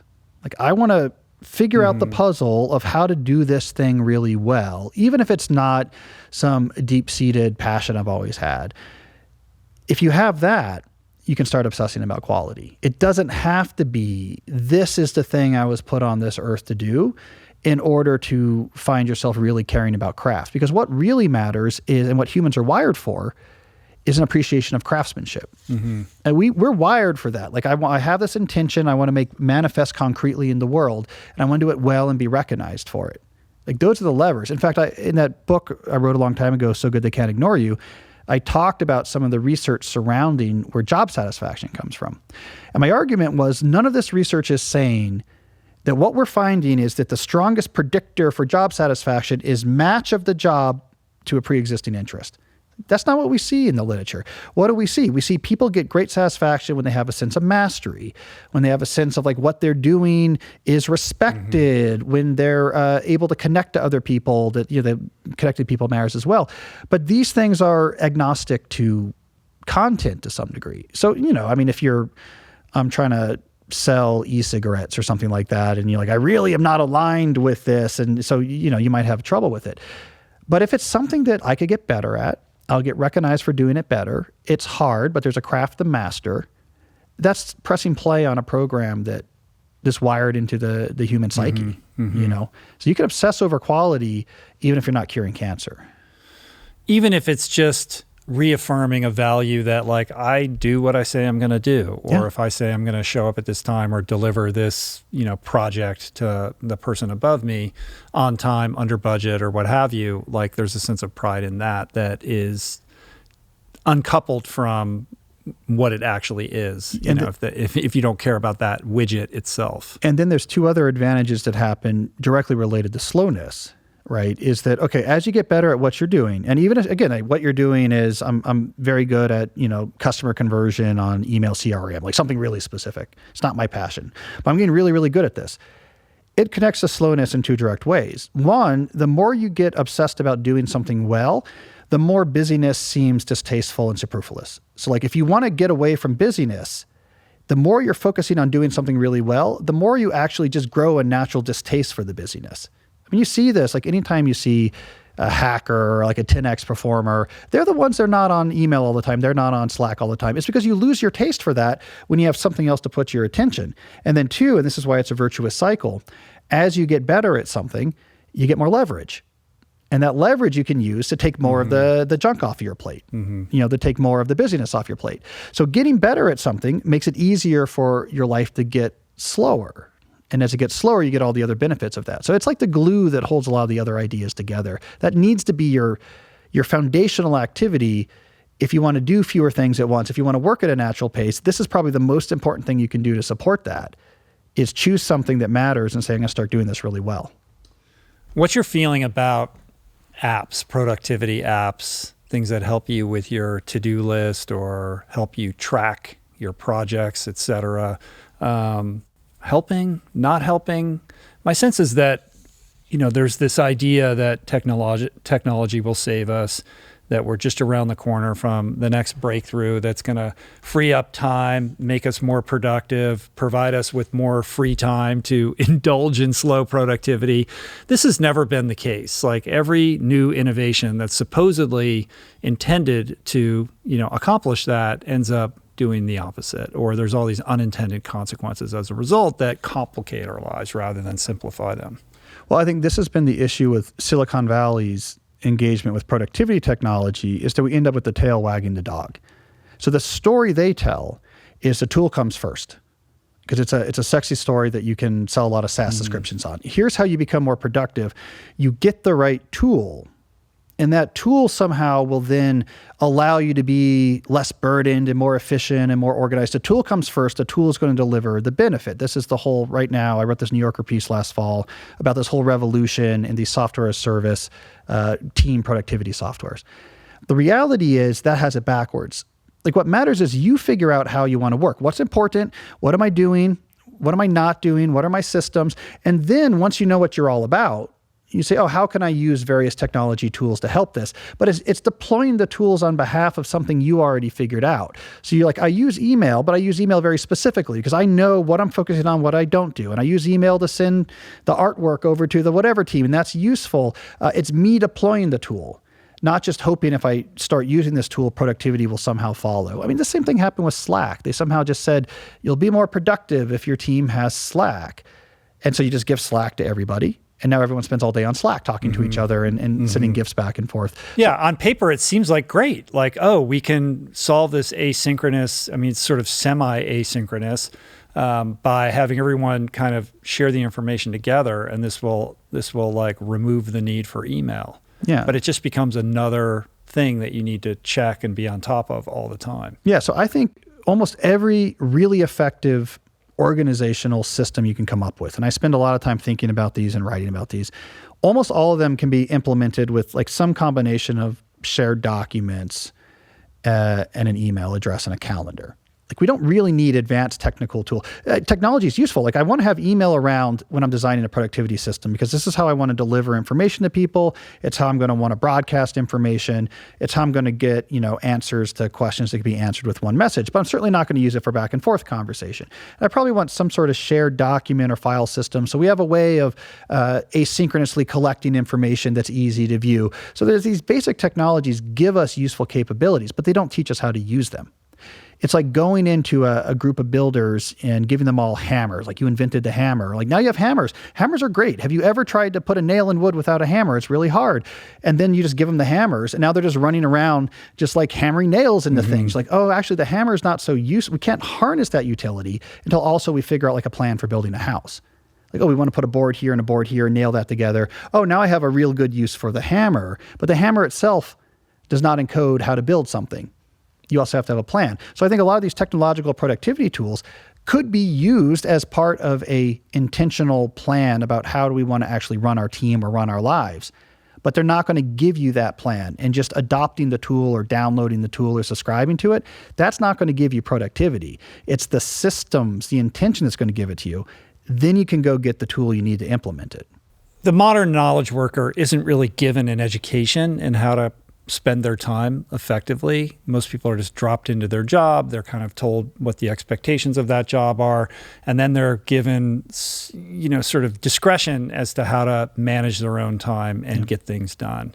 And I think we can all agree that our instincts are not great about how to deploy that attention to drive the ball forward in the best possible way.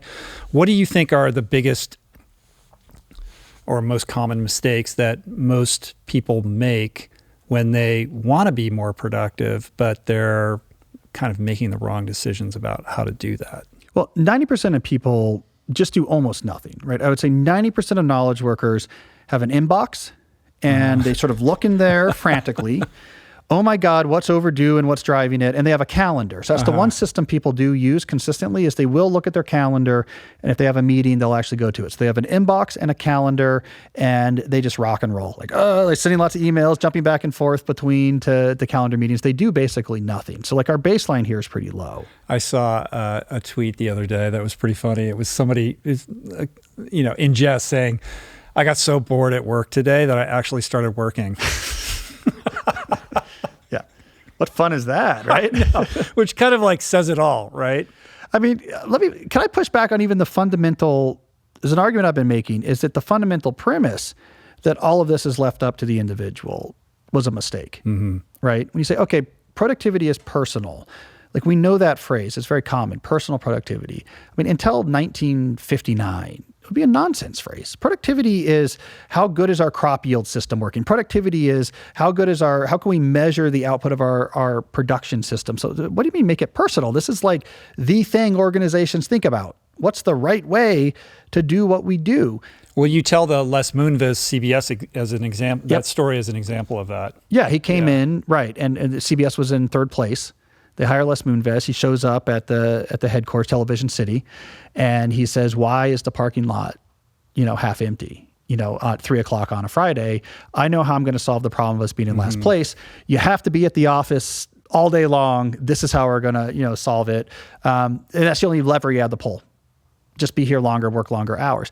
But I think it was actually a huge mistake. And it's one that we came by honestly. I mean, I tracked this down eventually. This idea that everything is left up to the individual largely is due to a single person. It was Peter Drucker, the management theorist, invented the idea of management theory, coined the term knowledge work. He's the one who coined it in 1959. He helped the business community understand, how is this different than factories? Like, what is this knowledge work? What do you mean we're going to have a whole building full of people and all they do is like do things with paper and we don't build anything, right? And his job was he explained it, right? This is what he did. And his big point he was making, which was correct, was knowledge work often requires skills and creativity. Often individual knowledge workers know more about what they're doing than their managers. So we do have to give a lot of discretion to the knowledge worker to figure out, like, how am I actually going to do my work? How am I going to figure out the ad campaign, or how am I going to figure out the marketing strategy? We're used to this now, but this was a very big deal because the whole mindset up to this point was you have a bunch of smart people figure out the right way to build a car, and then you tell the workers, here's how you do it, right? And he was like, we can't do that in knowledge work. It's too complicated, and you got to trust the discretion. So he was right about that, but we interpreted that too broadly. So instead of just saying, don't tell the computer programmer specifically how to write code, or don't tell the ad man, in Mad Men, like how to come up with the Kodak campaign, we said we also will leave it up to the individuals to figure out everything about how work is identified, how it's assigned, how workloads are managed, how they collaborate about the work they're working on. We left that up to the individuals as well. And I think that's what led to this world of, great, that I'm just going to be on email all day. If we're all just in this on our own and no one has any control over the system. So I argue what we probably should have done is said, yes, the actual execution of work, don't tell a knowledge worker how to do that. They're skilled and creative and it's idiosyncratic. how we organize the work. No, we're going to have something to say about that. Let's have the board where we keep track of the things that need to be done so that it's not on everyone's plate. Let's keep track of who's working on what major projects so no one's doing more than 2 things at a time, right? How we actually identify and assign and collaborate about work. That is something that we probably should have had organizational input, because the better systems can't be implemented by an individual. I can't, as an individual, change the way everyone else communicates, but a team leader can. So I think we overextended Peter Drucker's notion of autonomy, and that's what led to this, made possible this state of knowledge work where it's just chaos. All we're doing all day is talking about work, and it's so difficult to try to actually change that.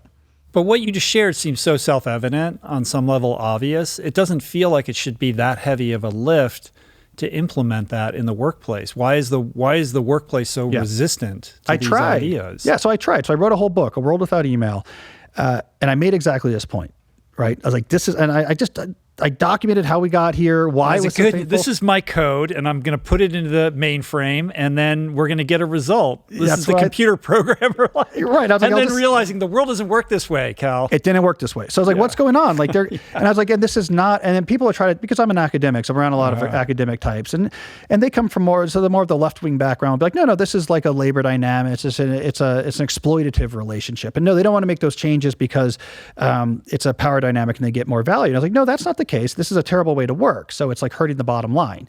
It's bad for the owner of the company if everyone's on email all day, because nothing's actually getting shipped. Their clients aren't actually paying for email usage. They're paying for the things. It's bad for everybody.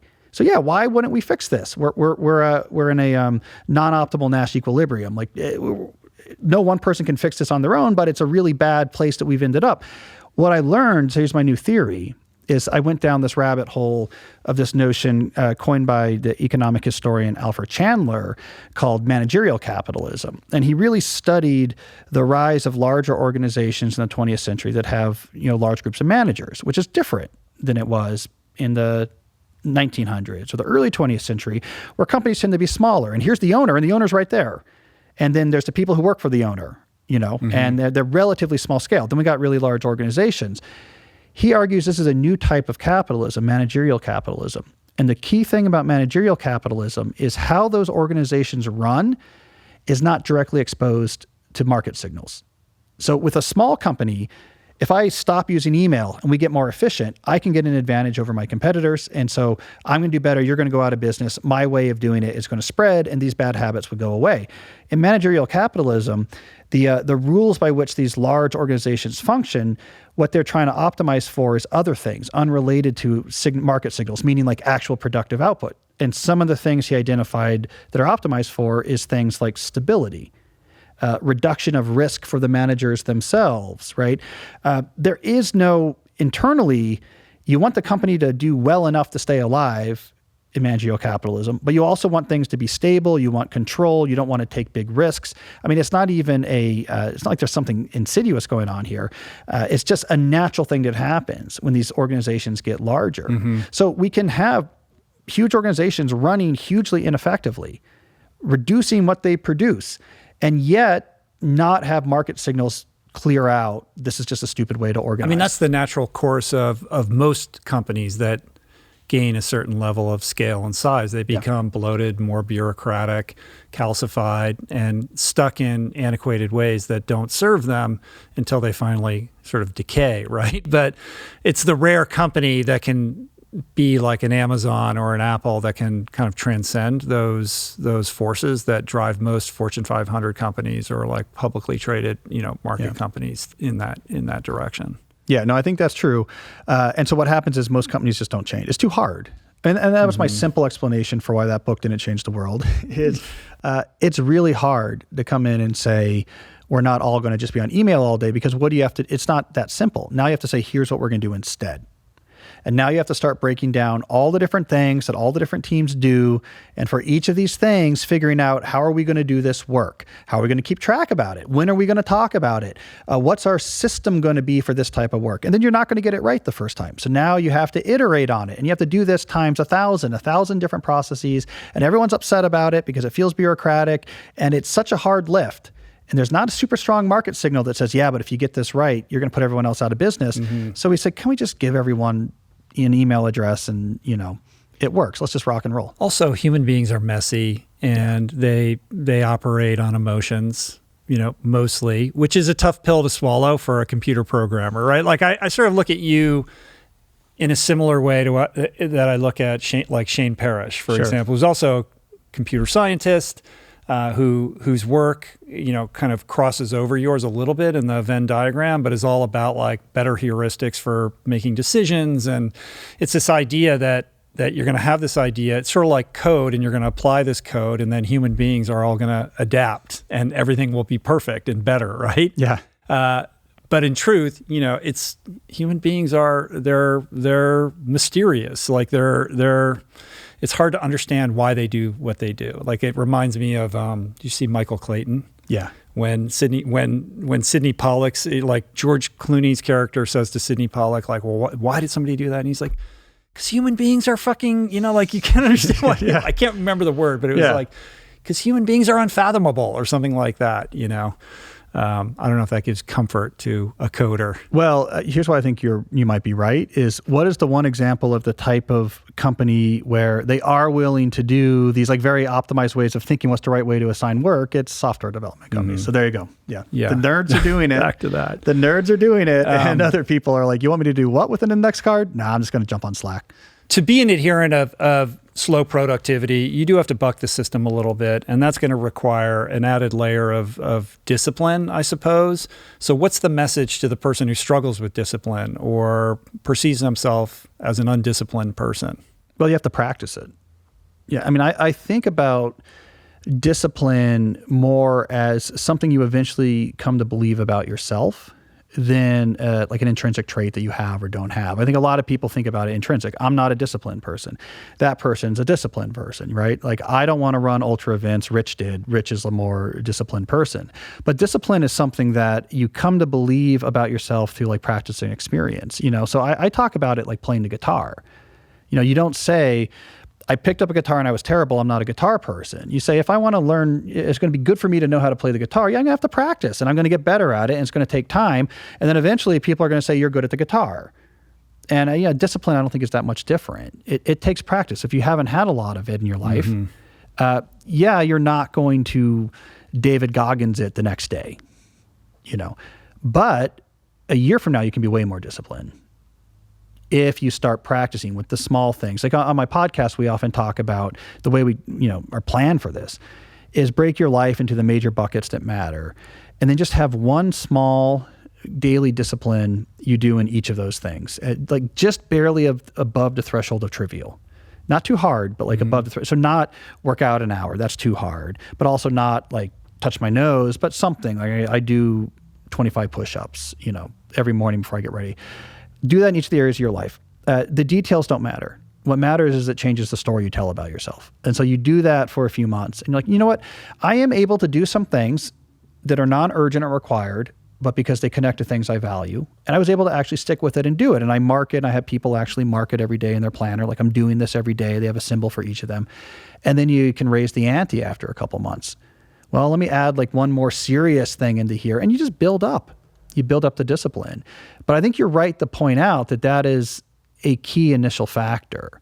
And it's an overlooked factor in a lot of advice of this type because the people writing it, like me, have already gone through that process. It's like, yeah, I already have discipline. So the question is what to do with that. Oh, let's optimize. Okay, so you want to do slow productivity. And we often do skip.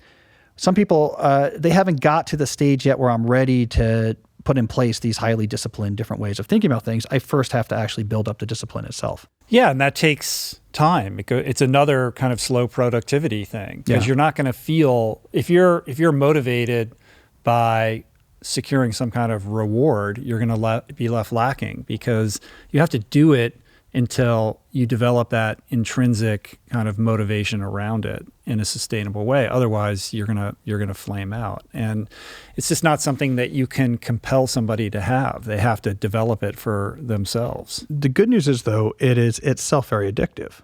Yes. It feels really good. It builds on itself. Yeah, and then you start realizing the things you were doing instead before, compulsively on social media or over drinking or whatever it is.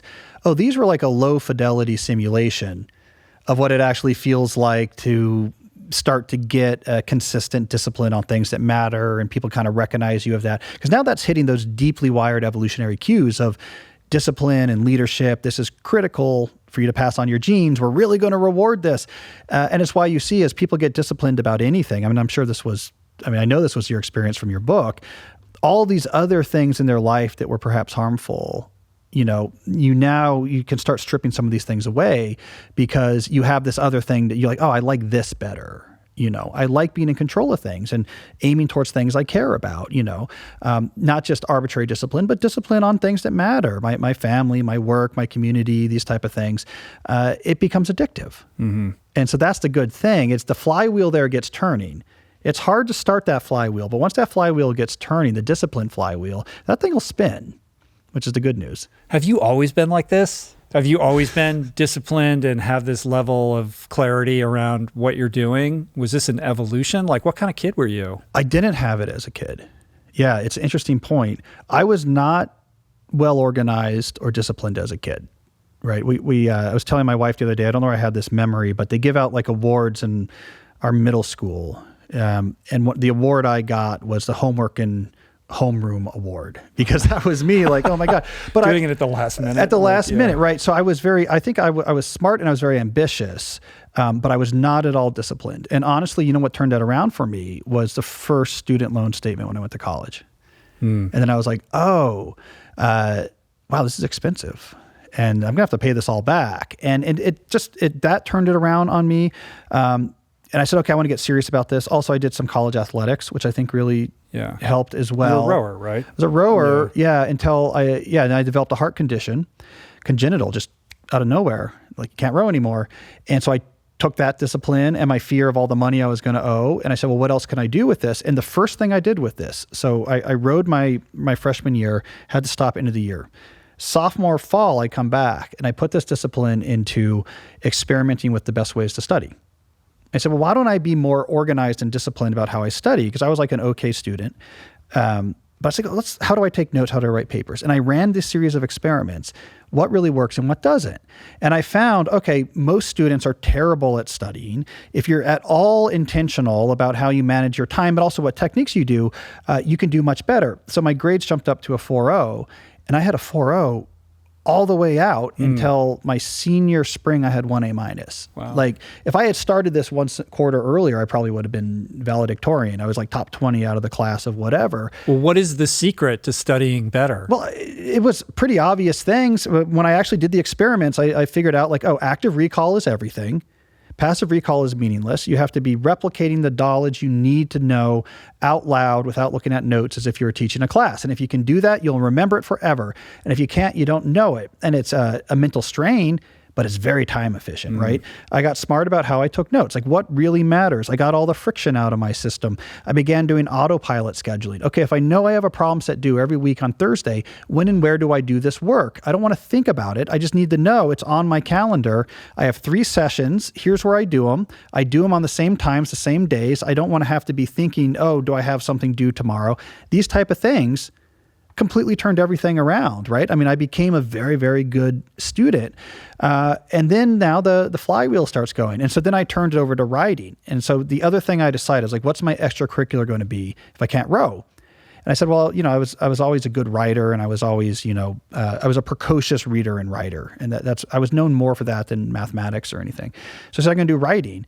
And then I just very entrepreneurially and systematically just made my march. I started writing for the humor magazine and just did the work and worked my way up to be editor-in-chief of that, And then after that, an entrepreneur friend dared me to write a book. And I was like, I'm going to figure out how to do this. And like, I figured out how to do it and how does the industry work. And I sold my first book after my junior year.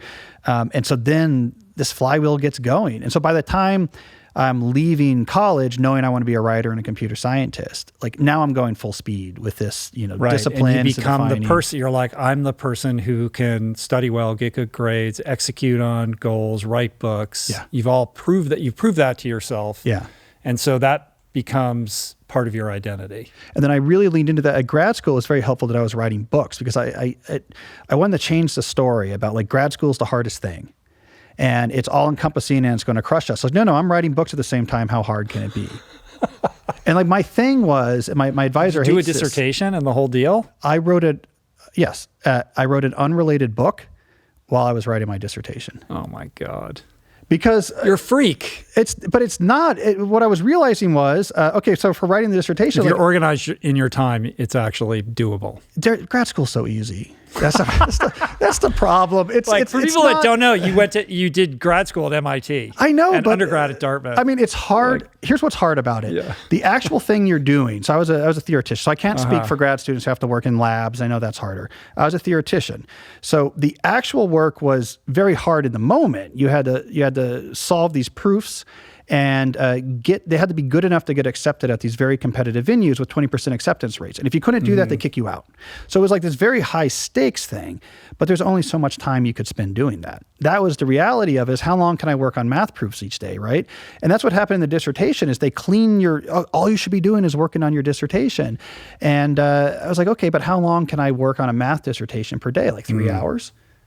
You know, what else am I going to do? I'm organized about my time. So I was like, okay, I'm going to write another book. And then that will give me something to think about so I won't be too stressed about the dissertation. Right. It wasn't a big deal. Right. And probably toggling in between them allowed you to return to each project fresh and gave you those kind of intermittent intervals where you can kind of, everything percolates and you can kind of have that, your subconscious is working on it when you're not working on it, right? Well, it also alleviated stress too. So it was a secret to my mental health was because it's so high stakes, this world. And so I don't mean it's easy. I mean, it doesn't take much time is what I meant to say. But so something would go wrong in my grad school career. So a paper would get rejected. And I'd be like, I'm never going to get a paper in again. I'm going to get kicked out. I would lean into the writing. Yeah, but I got these books and this is really interesting. Then something would be going, it's not going great in the writing world. My first book came out a year into my grad student career and it didn't do anything at first. So I could lean into the grad school, but I got this math stuff. So I would bounce back and forth psychologically between the two things. So if one was struggling, I could lean into the other thing a little bit and say, yeah, but this thing's interesting. And then when that was struggling, I could lean into the other thing. And that was useful. So I do kind of like having two things for that reason. More than two things, you have overload. So it's a very fine line to walk there. What is the thing that does hold the power to distract you? Like where's your sensitive weak point? Yeah. Well, lots of things do. I don't always admit this, but part of the reason why I don't use social media is I don't trust myself. I think I'm very distractible. Mm-hmm. If I had that opportunity, especially now that I'm more of a public figure, that'd be impossible. People are talking about you. Like, how could you possibly resist, looking at that if you knew people were like saying things to you? I think that I don't trust myself. I'd let my kids go hungry. So I worry about that. So what's left in my life that does still distract me? Baseball can do this. Yeah. Right. I learned MIT is a real Red Sox, especially the theory group baseball nerd place. And so I picked that up. So if there's trade wars going on, okay, we're at a trade deadline. Yeah. I'll look at that too often. Other things I've been careful about, I exercise. I'm very careful about news consumption because that got me for a while early in my career. During the 2004 presidential election cycle, I found myself just had this cycle of websites I kept going through. And so I realized okay, I need to be much more careful about my news consumption. So I try to basically eliminate anything that will have will persistently be around and be highly appealing because I don't know if I have the cognitive fortitude to resist it. You're a movie buff though. You like going to the movies, yeah? Yeah. I saw all 10 Best Picture nominees. Yeah. I got it under the wire this year. Me too. Just saw the last one. Well, you're in a company town, so. I know. It's sort of but I love it anyway. Yeah. Like that is my favorite thing to do. I love it too. Yeah. But also, I wrote about that in the book that learning a lot about movies helped my writing. Because if you study what makes movies great, that process is not intimidating because I'm not a director. So it's just interesting. And, this is great. Look at these directors and they have this vision and you're just being exposed to raw creative impulse. I found that was helping me in my writing. I was getting inspired by what people were doing in this other art form. And then that was giving me ideas about taking risks in my writing. Whereas if I was just directly studying writing, it's harder because now it's uncanny valley. You're studying people who are kind of doing what you're doing, but a little differently. All the stresses of your job as a writer kind of getting involved in it. So I found studying an unrelated creative art completely from a hobby perspective, re-energized the art I do for a living. Yeah, it's interesting. I can relate to that. I mean, I find myself, I like going to bad movies too. Because then you can just sort of think about like what went wrong here, or why did they make this choice, or why didn't, that narrative work? Like what was the weak point there? Like it's all instructive, and it all finds its way into writing in different ways. Because even if you're writing a nonfiction book, you still have to give it structure. You have to make it compelling. It has to move in a direction that engages the reader. And so there's things that you can glean from screenwriting because it's all storytelling, right? Yeah. And there's plenty of stories in your book, and you learn how to tell a story that's gonna connect with the people you're trying to, impact. I mean, for example, I mess with genre formats a lot in my books. And that's something I really got emboldened to do watching the directors that really do this, right? Tarantino does this, right? Mm-hmm. You play with genre, you take genre tropes that are very familiar, and then you play with these things that are very familiar, and you can have these like really interesting cinematic experiences. Well, I sort of do the same thing. I take like a pure advice genre trope, but I mix in other things. So, and some of this is subtle, but I think a lot about it, right? Like the stories in my book are not written in the standard advice guide style of stories. I instead write them in a New Yorker style. So like I kind of bring that into play, and I bring in a sort of academic theorizing, and then I mix that in with, have a shared document that has this on it. Like I feel like I'm playing with the advice genre and mixing it in and adding other elements to it and subverting it. And you think a story is going to go this way, and then it goes a different way, and it's not told like every other story. It's told in the New Yorker iceberg style. Studying the playing with genres in movies really emboldened me there. I was like, oh, there's really interesting stuff in here. Like how an advice book is supposed to read. And then you zag it this way and this way. You can create like a really interesting experience for people. Yeah, you did that successfully. I mean, I'm thinking of the story you tell about the Beatles and Sgt. Pepper's. You think the story is going to lead in a certain direction, and you kind of twist it. Yeah, and you give a lot of, you don't foresee it. And you give a lot of detail. And there's different ways of writing these stories. And so there's like a highly citational, deep research way of writing stories that I think is actually more effective when you port that into advice guides. A lot of advice guides have what I call like the Wikipedia format story. It's like everything is pat. Everything that happens in the story just directly leads towards the conclusion you're trying to make. It was, the Beatles were having a really bad time, and then they started doing this, and then they were the very best in the world. Like these really sort of pat, and you can tell the writer's just trying to get through the story and just trying to get enough details to stretch it out. So you go the other way, and you focus on density of details, and you let the story wander and set the stage. Not everything you're writing about in the story is like directly pointing towards the point you want to make. You have more of a nonfiction experience. Like I want to bring you into this world and like what's going on here, some non sequiturs where the story unfolds. Like these type of details, it's interesting, and they're subtle, but I like playing with them. Yeah, it's cool. What is the main message that you want to convey from slow productivity to the person who's listening or watching right now? Like, what is it that you want them to get out of this book? I think the pseudo-productivity approach is killing you inside. And you probably recognize this as true, right? If you're a knowledge worker, this is why you're feeling the way you're feeling. Is pseudo-productivity is soul deadening. There's other ways to organize your work that is not going to do that and is going to be effective.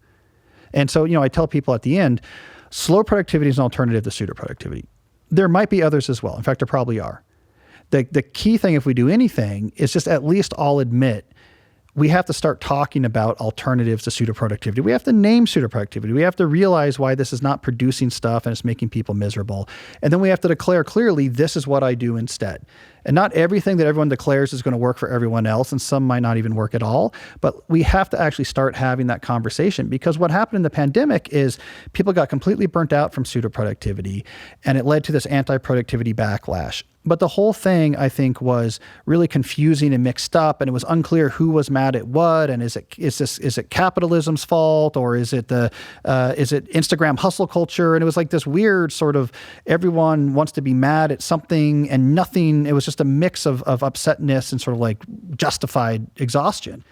And like that didn't really get us anywhere, right? No, it resulted in the whole quiet quitting thing. But that lasted for 2 months. Sure. And then also the kind of ongoing discourse around return to work versus work from home, which really isn't the point. The point is if you can create legitimate accountability metrics and tools to measure productivity, it actually shouldn't matter. This is what, and I made this argument, I coined this term a couple months ago in the New Yorker, the great exhaustion is where we are. We had the great resignation, we had quiet quitting, we had the hybrid work wars. Now knowledge workers are at the great exhaustion. And my argument is a lot of that stuff that was happening in the pandemic was a proxy battle for this real battle. We just didn't realize it. Like, why were we fighting so much about some of the details of where work happened or didn't happen? It's not that the key to our happiness was schedule flexibility. It was just the only thing that was there for us to fight about.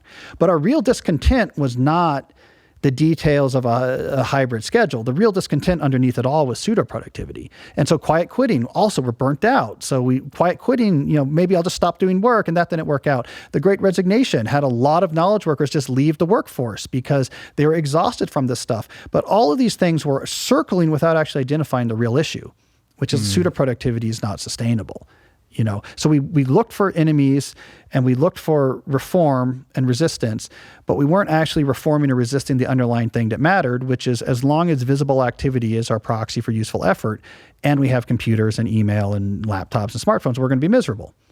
And so that's what we actually have to, and once we know that's the problem, we're like, oh, the solution is not just quit if you can, and if you can't, quietly quit and hopefully no one notices, or if you just get your schedule right, you'll be happy. Then we realize so how do we solve the pseudo-productivity problem? And we start talking about alternatives.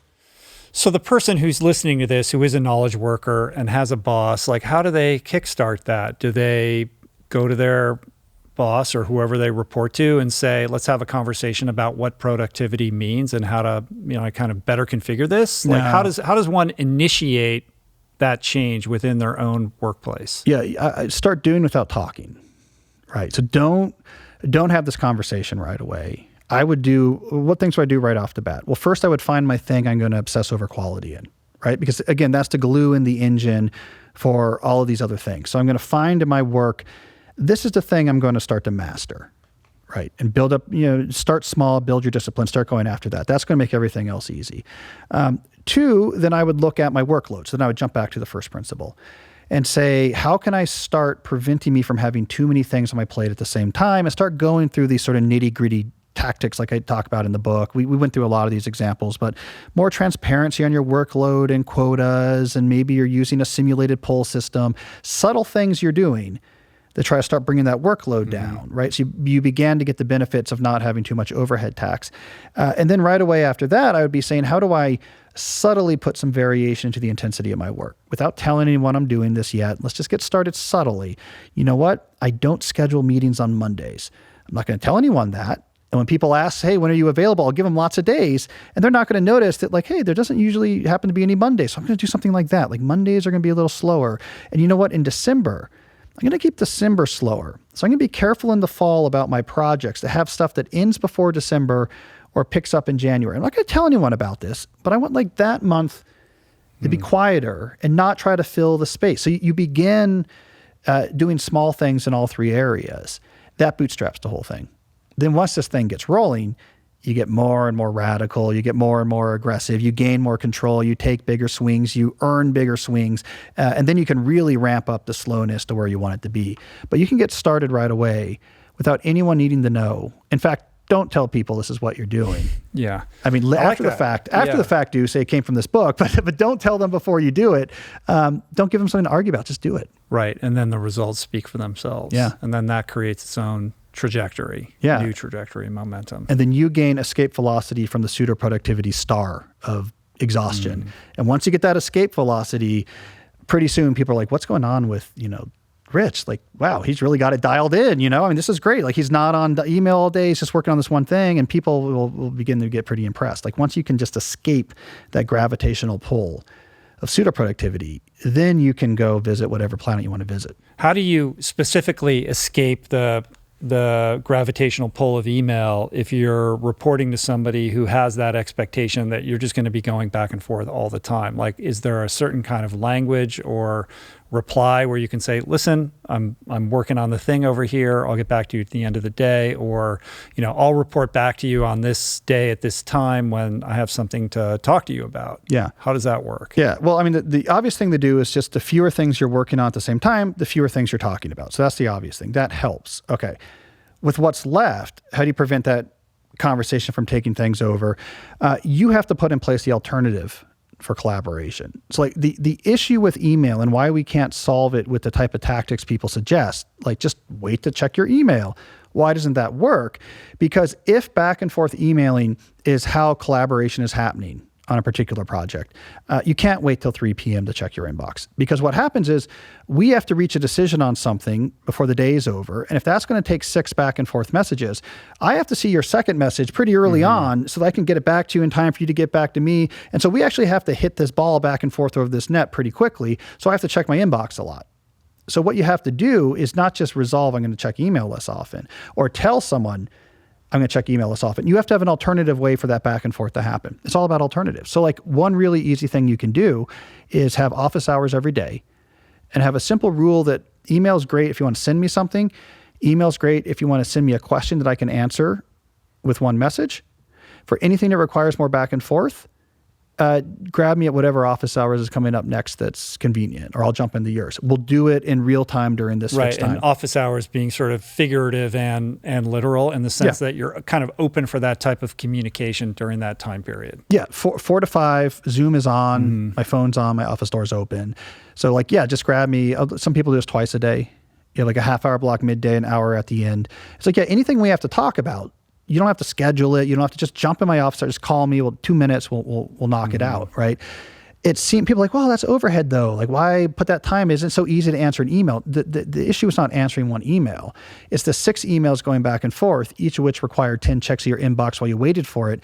That's now 60 inbox checks that you've avoided by keeping this half hour free for your conversations. That's a whole day. It's also the opportunity cost of in the mental drain of like taking yourself out of whatever you're working on, going to the email, and then it doesn't appreciate how long it takes to kind of get back into the mindset and frame of mind to like do the actual work thing again. Like there's an acclimation that takes place. Like, and every time you toggle back and forth, you're just eroding that more and more and more. Well, it could take up to 15 or 20 minutes. That's the problem. Psychologists call this attention residue. But your mind, you can't just switch it from one target to another and completely be in this new context and then completely switch it back to the original context. Our brain is way slower than that. You have to start suppressing certain neural networks and activating others. It's why, for example, I think about it, when you work on anything hard, it always feels like the first 10 or 15 minutes, you're having a really hard time. Yeah, it's the worst. And then you get into that kind of sense of flow, though it's often not literally matching Mihaly Csikszentmihalyi's definition of flow. We just use that term colloquially, and suddenly it gets a lot easier. What happened after 15 minutes? Our brain finally finished finding all the relevant neural networks and activating them and inhibiting all the networks for the thing we were doing before. It takes time. So then we can really rock and roll for a while. So what happens if you check your inbox every 5 minutes? Every time you go over there, you like create one of these cascades of attention redirection because your inbox is full of highly salient things from people that need things from you that are different than what you're doing. So your brain goes haywire trying to load up all this context, but then you wrench your attention back to the original thing before that finishes. And now you're trying to reload the original thing. But before you can do that, you look back at your inbox and everyone is in this state of reduced cognitive capacity all day long. It's the equivalent of, honestly, like having a tumbler of scotch and like every 20 minutes taking a slug during your workday in terms of like the impact on your ability to think. It's also the difference between feeling good at the end of the day and feeling like shit. Like if you're just playing defense and swatting back emails and responding to texts all day long and you never actually work on the thing that you care about or that's most important, you're going to go home that night and not feel great about what you did or maybe even who you are, right? Yeah. But if you prioritize doing the deep work first, or you have a good session with that, and then you deal with whatever the annoying stuff is, you just feel better about yourself. And that's not just psychological, that's also neurological. So the human brain is not meant to jump back and forth between all these contexts all along. So part of that bad feeling, the feeling of dis-ease, the feeling of exhaustion, is actually your brain being sick. It's like, I can't do this, right? So it's not just psychological. I didn't really accomplish much today, and so I feel bad about my presentation of self. There's a neurological exhaustion, right? So, I mean, if you were in a work environment where there was weird flickering lights and it was really irritating you and giving you a headache, and the room was kept too cold, you'd be like, this is not a good environment for a human being to try to work. We're doing that same thing with all the context shifts. It's just happening more hidden inside of our brain. So part of that exhaustion that was everyone's feeling is causing all this burnout. It's not just psychological, it's neurological. Our brain is calling uncle. So when I was on my sabbatical, I only checked my email twice, and shockingly, the sky didn't fall. So Cal, should I just never check my email again? Like, part of me is like, what if I just like select all, delete, and never opened it again? What would happen? It's like the fantasy. It is a fantasy, you know? Right? I was just having this conversation with someone else the other day. The fantasy is throwing out the phone. Is like another fantasy people have, right? Yeah. But the right answer to that is, well, don't throw your phone out. Make your phone something that you're not worried about. Like, that's the solution for email. Is how do you make it so that checking that inbox is not scary? It's not something that completely drains your energy and takes up your whole day. And what does that mean is taking like a lot of the stuff in there that is just causing this context shifting back and forth and moving it out of there. Let's have better ways of dealing. I'm not going to do this anymore. I'm not going to do that. This thing we now do through this system. It's not done through email. I don't want to do that. Cleaning up your inbox so that it's no longer scary. You know, that's I think the goal. Mm-hmm. Easier said than done. Yeah, if only someone wrote a book about that. Yeah, I know. Yeah. I know. But I feel like there's also a distinction between people who are managers and people who are creators. People who are creators hate email. They don't want to have meetings. They don't want anybody to talk to them. They just want to like go and make their thing. And then managers love meetings. They want to be in constant communication. They want to keep tabs on people. They want feedback. They care about the welfare of the people that they work with. And that is their deep work. Like, that's what they're good at. That's what they enjoy. So those personality differences and how they show up in the workplace, I think, is an important distinction in terms of how you message these ideas around slow productivity and how they apply to individual personality traits. Well, you know, again, it's another yes and situation. In some sense, yes, right? This is like Paul Graham's managers versus makers schedules, and how managers think differently than makers.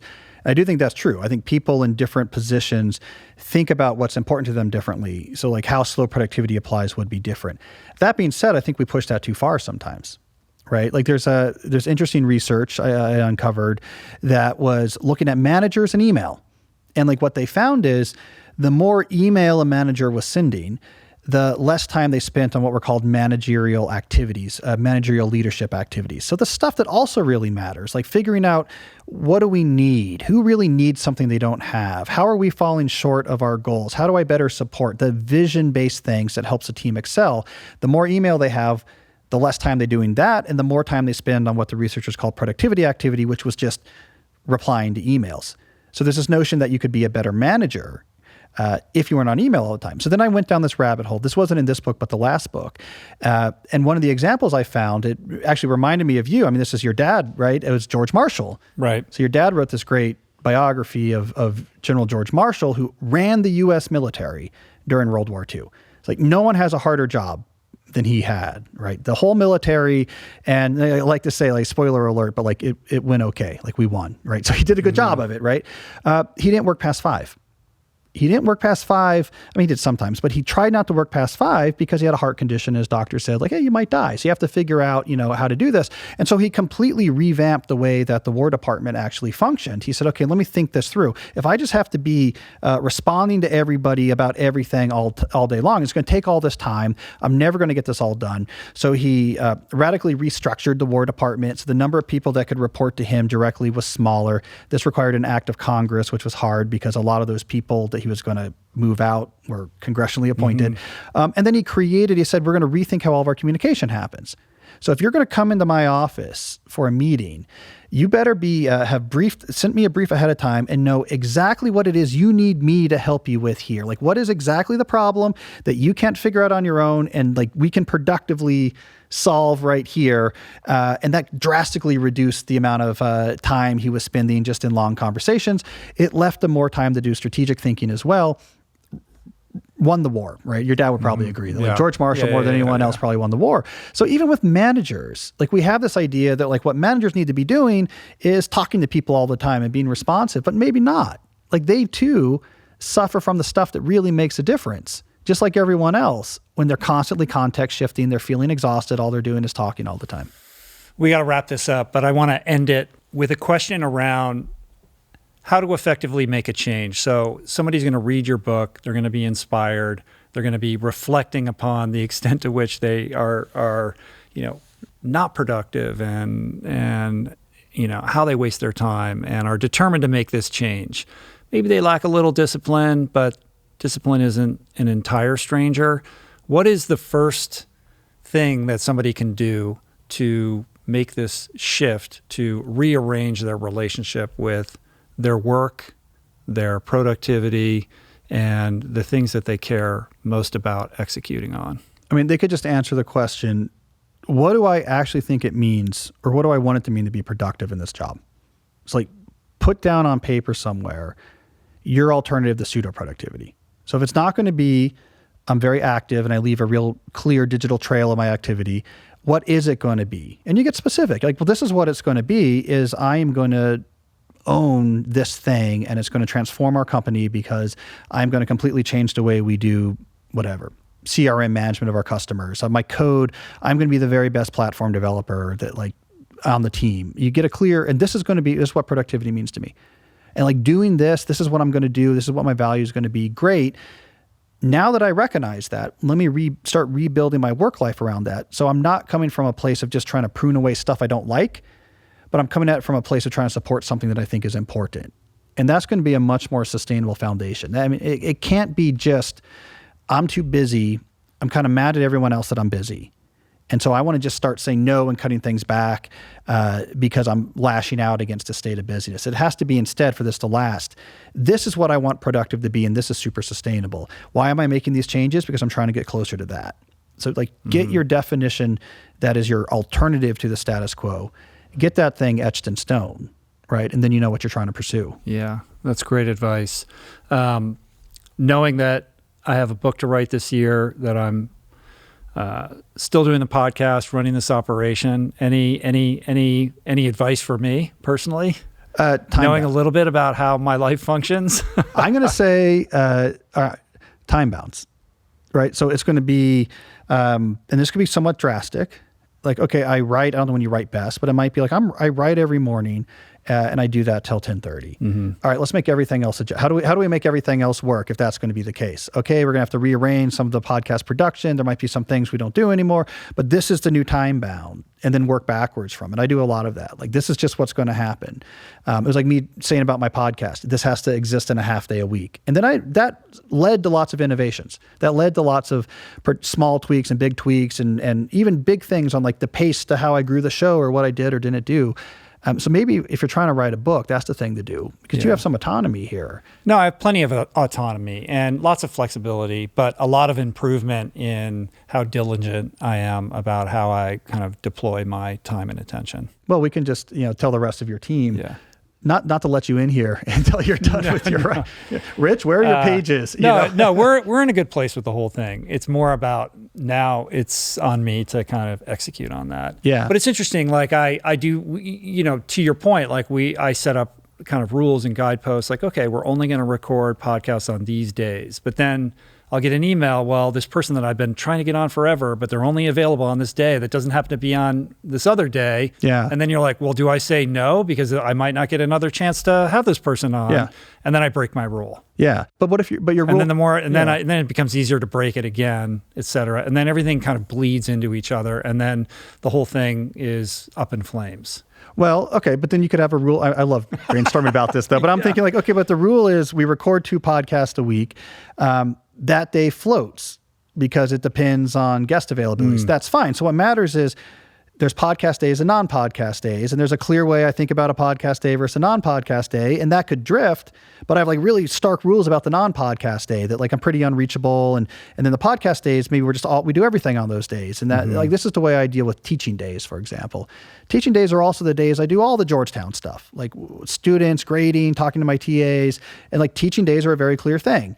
And then there's non-teaching days, and I deal with them differently. And in some sense, like what days those are maybe doesn't matter so much as I have clarity about there's different types of days. Yeah. I mean, that's the goal. I think we're working towards that. We're doing pretty good. I mean, there's a little few kinks we got to work out, but that's definitely the wavelength that I'm on. Trying to do that. So anyway. You'll get there. I'll keep you posted, but I won't find you on social media, and I don't even know how to email you. It's okay. I'll send by like a messenger. I'll fax you a message. Yeah, we'll fax. How's it going, Rich? Do you do that? You probably fax do me that. back. Oh my God! But I'm only at the office. There's during just these enough hours. like sort of resistance to doing that actually might work. It might work. Like, you know what? This isn't so important. Like how many times am I going to do this? Like I've done it enough, right? Jamming fax machines actually were a huge productivity boon because it meant 9 out of 10 things you could fax. Like, you know what? I don't even want to bother. Right. Forget about it. Yeah. Well, this was great. I appreciate you coming and sharing today. The new book, Slow Productivity, The Lost Art of Accomplishment Without Burnout. It really is a lost art that we need to recapture. You nailed it once again. Your work is so important and vital. And I wish you the best with this book and all your affairs. At your service, my friend. Thank you, Rich. Yeah. Anything I can do to help amplify this message, I think it's really important. Thank you. And try to see Dune 2 in IMAX, maybe at the Egyptian while you're here in town. Oh, I gotta see movies here. Yeah. You have great theaters here. Yeah. Cheers. Until next time. Thanks, man. Peace. That's it for today. Thank you for listening. I truly hope you enjoyed the conversation.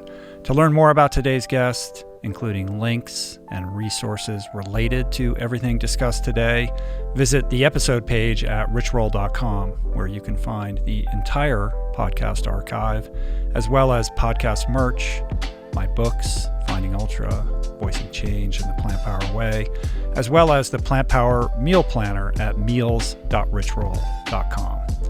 If you'd like to support the podcast, the easiest and most impactful thing you can do is to subscribe to the show on Apple Podcasts, on Spotify, and on YouTube, and leave a review and or comment. Supporting the sponsors who support the show is also important and appreciated, and sharing the show or your favorite episode with friends or on social media is, of course, awesome and very helpful.